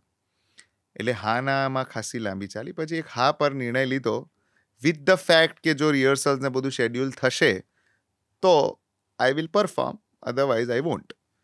એ શરતો સાથે બંને. અને મેં જ કીધું, મેં કહું જો હું જ ક્લિયર નહીં હોઉં તો હું સ્ટેજ પર જઈને શું કરીશ.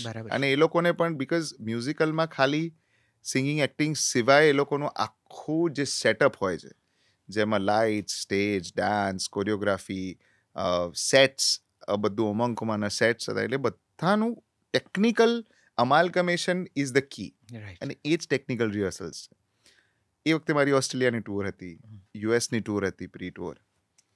પણ મારે આ કરવું હતું અને મેં નક્કી કર્યું હતું કે this is an opportunity which I would love to do it. અને એમાં થોડુંક મને જ તકલીફ પડે કારણ કે મારું ટ્રાવેલિંગ બહુ ખરાબ હતું. પણ I had promise Shruti and the entire team that whenever I'll get time I'll forget everything and drop down to Mumbai to rehearse with you guys. એટલે આ આખી પદ્ધતિમાં એક એવો સમય હતો નૈશદભાઈ કે હું 10 દિવસ કોન્સ્ટન્ટ ફ્લાઇટમાં ટ્રાવેલ કર્યું છે. આમ જવું, પછી અહીંયા આવું, પછી અહીંયાથી ત્યાં જવું, પછી પાછો ત્યાં જવું, પછી ત્યાં જવું. પણ I had that aim of making it happen somehow the other way. અને હું એવું માનું છું કે જો કૃષ્ણનું કિરદાર તમને નિભાવવા મળતું હોય એક જન્મમાં, તો એને તમે કોઈ પણ રીતે ના પાડી શકો.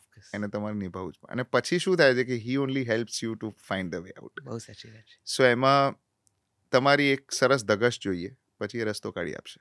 એટલે એમાં આખું આ ટેકનિકલ રિહર્સલ્સ થયા, એમાં વચ્ચે મારી ટૂર પણ હતી.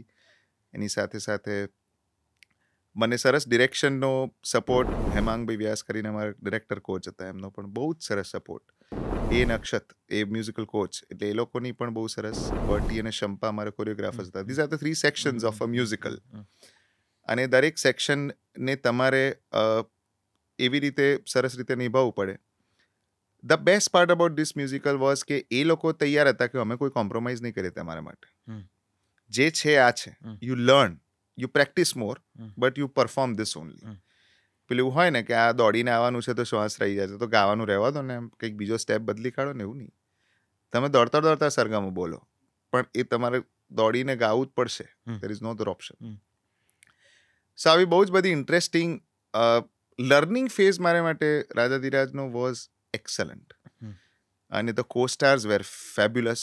એટલે અમારે માટે એક સરસ નવો વર્ગ મારા સંપર્કમાં આવ્યો કે જે મ્યુઝિકમાં તો છે જ, પણ થિયેટર સાથે પણ એટલો જ સંકળાયેલો છે. કરેક્ટ. એટલે NSDના બધા સ્ટુડન્ટ્સ હતા જે ex-student, they were actors and they were all pass out and lot of such people, lot of technically rich people. અને એ સંપર્કને કારણે રાજાધિરાજ હેપન્ડ. અને વેરી ઓનેસ્ટલી મને બહુ જ મજા આવે છે કરવાની. એટલે કૃષ્ણનું કિરદાર, એ નૃત્ય, સંગીત અને અભિનય, એ ત્રણેયનું જે સમાવેશ છે એ અમે તો નથી જોયું હજી સુધી. અને જો તમે સ્વયં અહીંયા ઉપસ્થિત છો તો અમને જે તમારા ધારાધોરણ પ્રમાણે તમને જે છૂટછાટ મળી હોય એ પ્રમાણે કંઈક ગાઈ શકાય, એમાંથી કંઈક તમારે ભાગે આવેલો કોઈક ટુકડો તમે અમને સંભળાવી શકો? ચોક્કસ. એક સરસ હોળીની સિક્વન્સ છે એમાં, અને એના ગીતો હવે તો ઓડિયો પ્લેટફોર્મ્સ પર પણ અમુક છે. એ હોળીની સિક્વન્સમાં કૃષ્ણ અને રૂકમણી એ હોળી રમે છે. એમના લગ્ન થાય છે ને પછી રૂકમણી વિવાહ થયા પછી ની આ સરસ એક સિક્વન્સ છે. ઇટ્સ બ્યુટિફુલી કોરિયોગ્રાફ્ડ, વેરી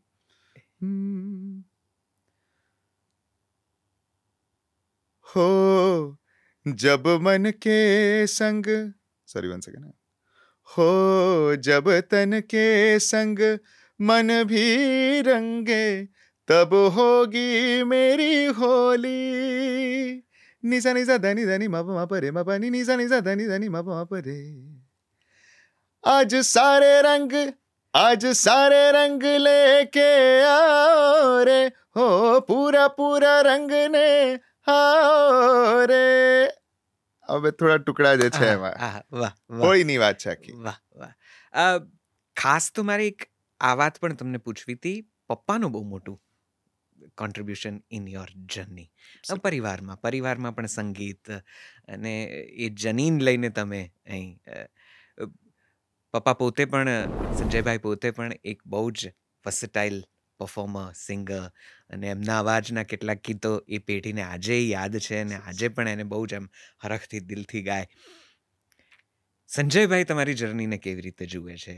એમની શું ફિલિંગ છે? એ કોઈ તમને સલાહ સૂચન આપે, ક્યાંક ટોકે ટપારે, કંઈક કહે, શું હોય એ બધું? પપ્પા ઇઝ માય, એ પપ્પા એ આ પ્રાર્થના કૃષ્ણ જેવું છે. અરે વાહ. એટલે he is the guide behind my entire journey honestly. અને એવરી ડે અમે તો we work together, we share the stage together, અને he is there with me in all my decisions. એટલે હું હું જે છું એ પ્રેઝન્ટેશન છે, બાકી હાથ એમનો બહુ મોટો છે એની પાછળનો. એટલે પપ્પાની he is loving this journey, very honestly. He's enjoying this journey with me. We both are, and he is proudly enjoying. અને હમણાં ગઈકાલે જ બહુ જ સરસ વાત પપ્પાએ મને કીધી, અને on some note we were just discussing all the economical and the growth and everything, અને he was very happy. So એમણે આવીને કીધું કે મને બહુ જ આનંદ થયો કે તે સંગીત થકી આટલું સરસ, એટલે સંગીત થકી તો આટલો સરસ આગળ વધ્યો, એ એમને બહુ જ આનંદ થયો. અને એમણે એ કીધું કે બસ ભગવાનને એ જ પ્રાર્થના કે આપણે વધારે ને વધારે હમ્બલ ને નોબલ થતા જઈએ. એટલે I was like taken aback. મેં કહ્યું now this is what I want. Like usually એવું હોય કે બસ તું તારા બાપ થઈ જાય, પણ પપ્પાએ કહે છે બાપ થા પણ ઝૂકીને થા.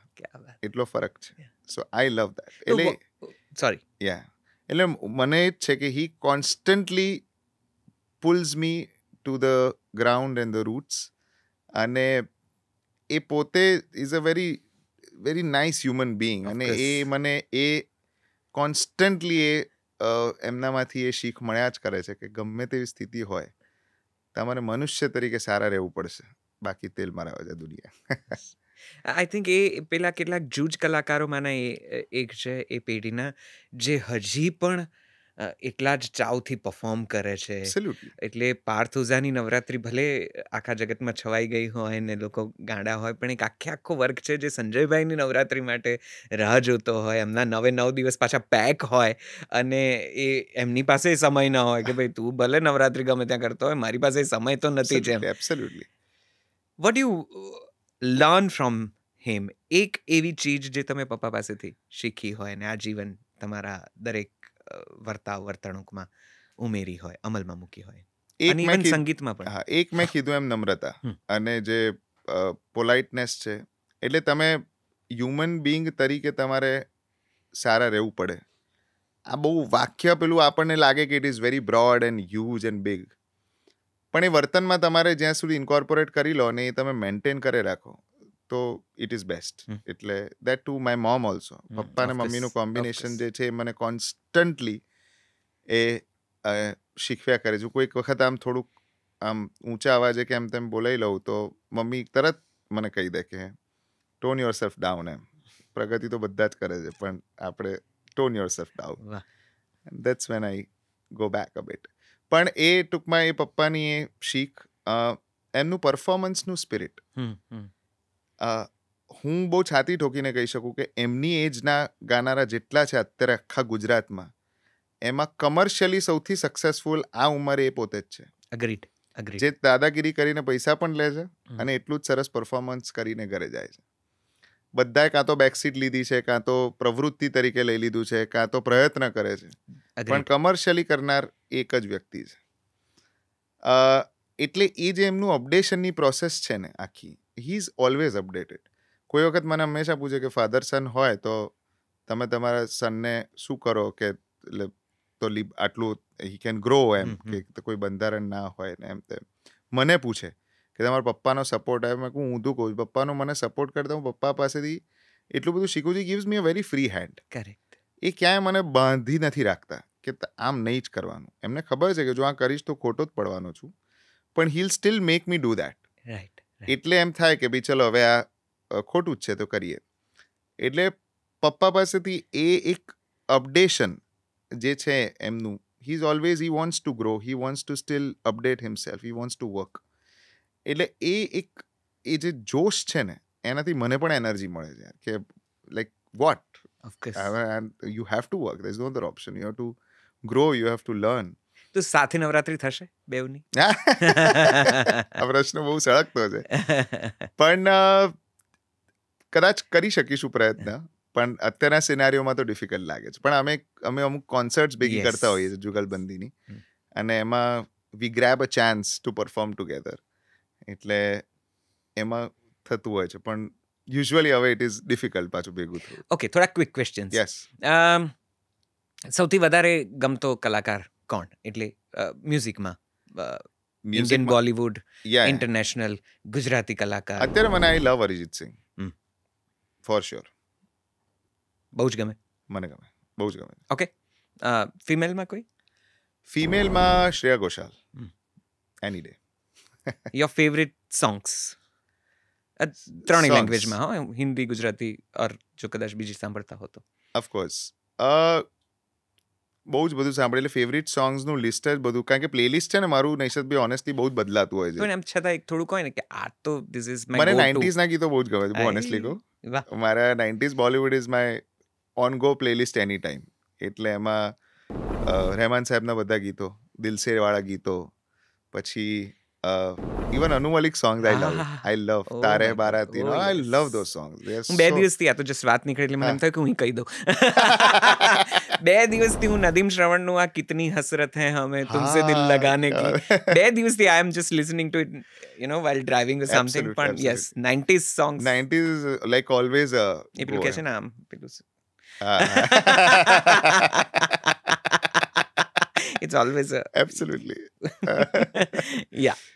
અને બાકી I like listening to Abida Parveen ji, પછી કૌશિકીજી એટ ટાઈમ્સ, એટલે બધું એવી રીતનું, રાશિદ ખાન સાહેબ, એ બધાના મને સરસ રેન્ડિશન સાંભળવાની બહુ મજા આવે. Any favourite retro song? Lot of retro songs અભી, પણ મને એક આ જિંદગી કે સફર में गुजर जाते हैं जो मकाम वो फिर नहीं आते, એની એટલે પોએટ્રીઝ બધી એટલી સ્ટ્રોંગ હતી એ વખતે, એટલે એ મને મજા આવે છે સાંભળવાની. ડુ ગાઈઝ એટલે પોએટ્રી વિશે કોઈ આગ્રહ કરો, કોઈ આમ મિસ કરો કે હવે પહેલા જેવું લખાતું નથી, અથવા હા હા, બહુ જ કે દાદાગીરીથી મિસ કરીએ છીએ અમે. એટલે કારણ કે એ થોટ્સ બહુ જ બધા લખાઈ પણ ગયા છે ઓનેસ્ટલી નૈષદ બી, એટલે પરમ્યુટેશન અને કોમ્બિનેશન પણ ક્યારેક તો અટકે એમ એવું થાય, એટલે એને પછી એક રિવાઇવલ જોઈએ. પણ તોય અમુક બહુ જ, હમણાં જ હું બડી ધીરે જલી રહેના કરીને એક સોંગ સાંભળતો તો ગુલઝાર સાહેબે લખ્યું છે. What a fabulous writing. એટલે એ પણ આજની ફિલ્મનું છે, એવું કંઈ નથી, પણ એ જે કન્સિસ્ટન્સી હતી પહેલા, કે જે consistency in quantity and quality both, that is missing for sure. એ અત્યારે એક ઘણી વસ્તુ, અને કાં તો છે એ બહાર નથી આવતી, બહુ ઓનેસ્ટલી. એવું તો નથી કે ટેલેન્ટેડ લોકો નથી, અઢળક ટેલેન્ટેડ લોકો છે, પણ કદાચ બહાર નહીં આવતી, એવું બની શકે. બનવા જોગ છે. વન આર્ટિસ્ટ જેને તમે હંમેશા પેલું you look up to? I am biased but I will say Sanjay Ojha, honestly. કારણ કે I always look up to him as a correct artist. અને બાકી બધાની પાસેથી હું થોડી વસ્તુઓ લેતો હોઉં છું, પણ આમને તો પૂછું છું. એટલે સંજયભાઈનું એક ગીત જે તમે હંમેશા પસંદ કરો છો, it's your all time favourite?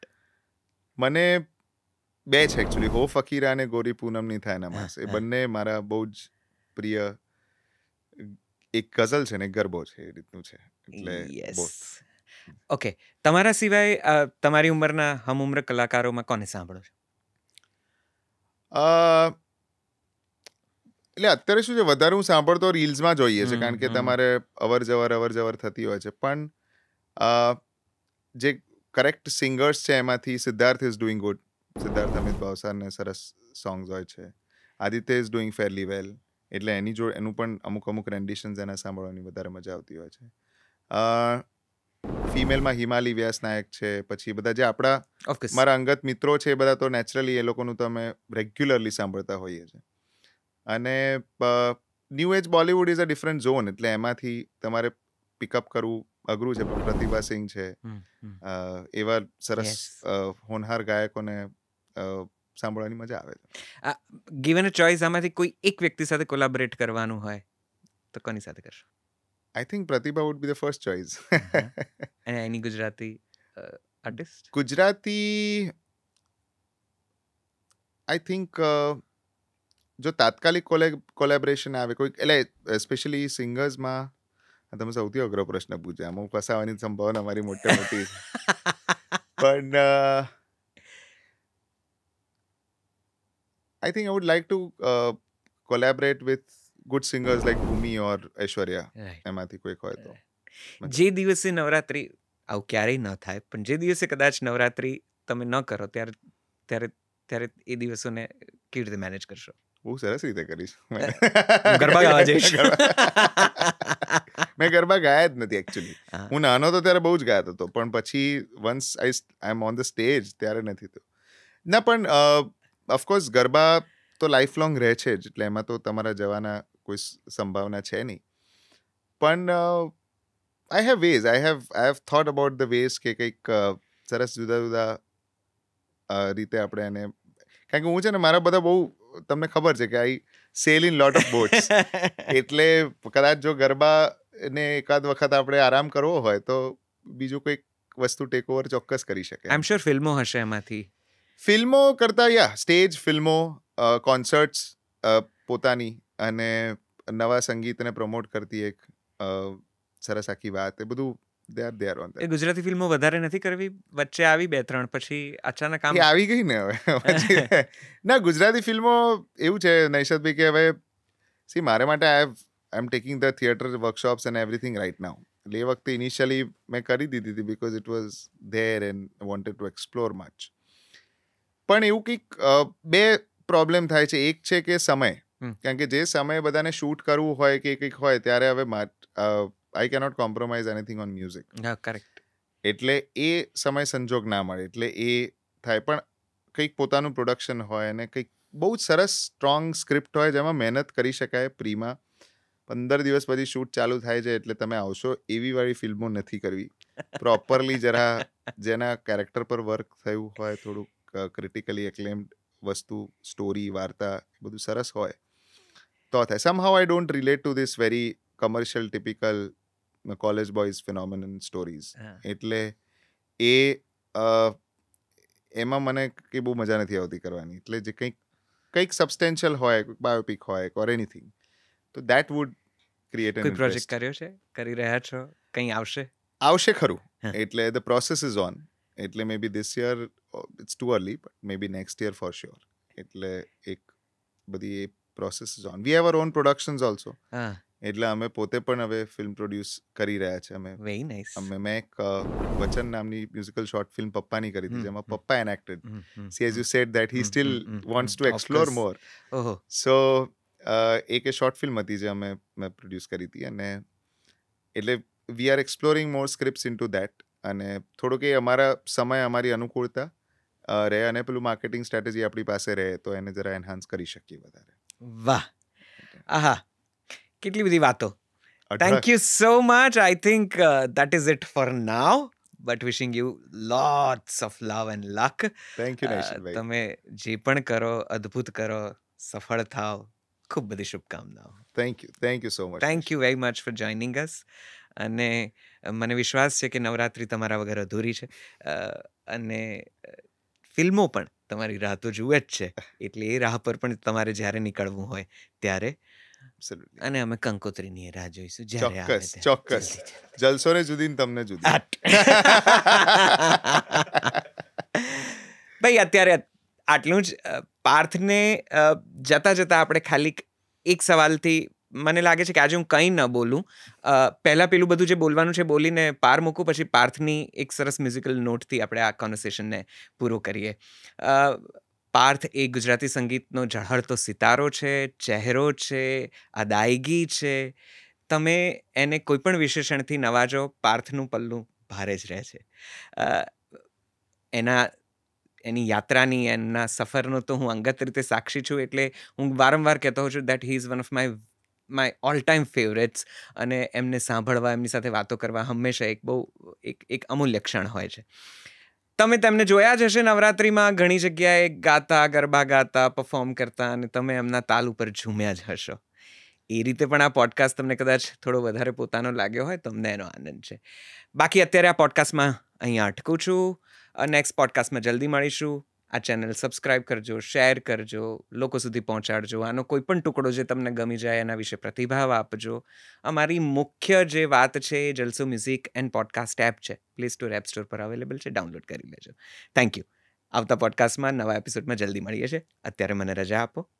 પણ જતા જતા પાર્થ, યસ, તમને જે ખૂબ ગમતું ગુજરાતી ગીત હોય, અથવા તો હિન્દી હોય, જે પણ હોય, હું ભાષામાં નહીં બાંધું એને, કોઈ એક ગીત અમને સંભળાવો. ચોક્કસ. માતાજીનું એક સરસ ગીત મને, જે બધા જ ગાતા હોય છે પણ મારું બહુ પ્રિય છે. જગ માથે જાણે પ્રભુતાએ પગ મૂક્યો, કંકુ ખર્યું ને સૂરજ ઉગ્યો, માડી તારું કંકુ ખર્યું ને સૂરજ ઉગ્યો.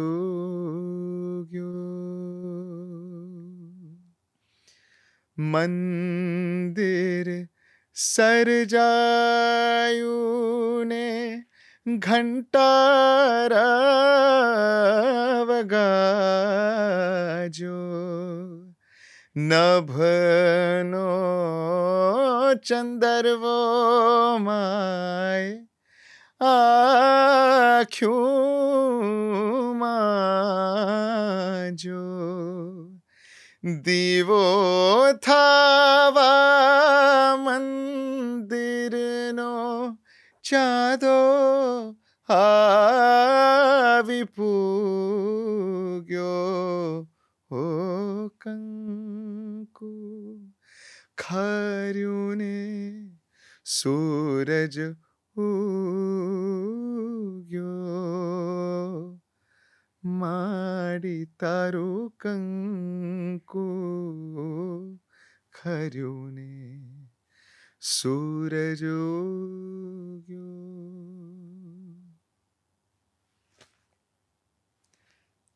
Thank you. Thank you.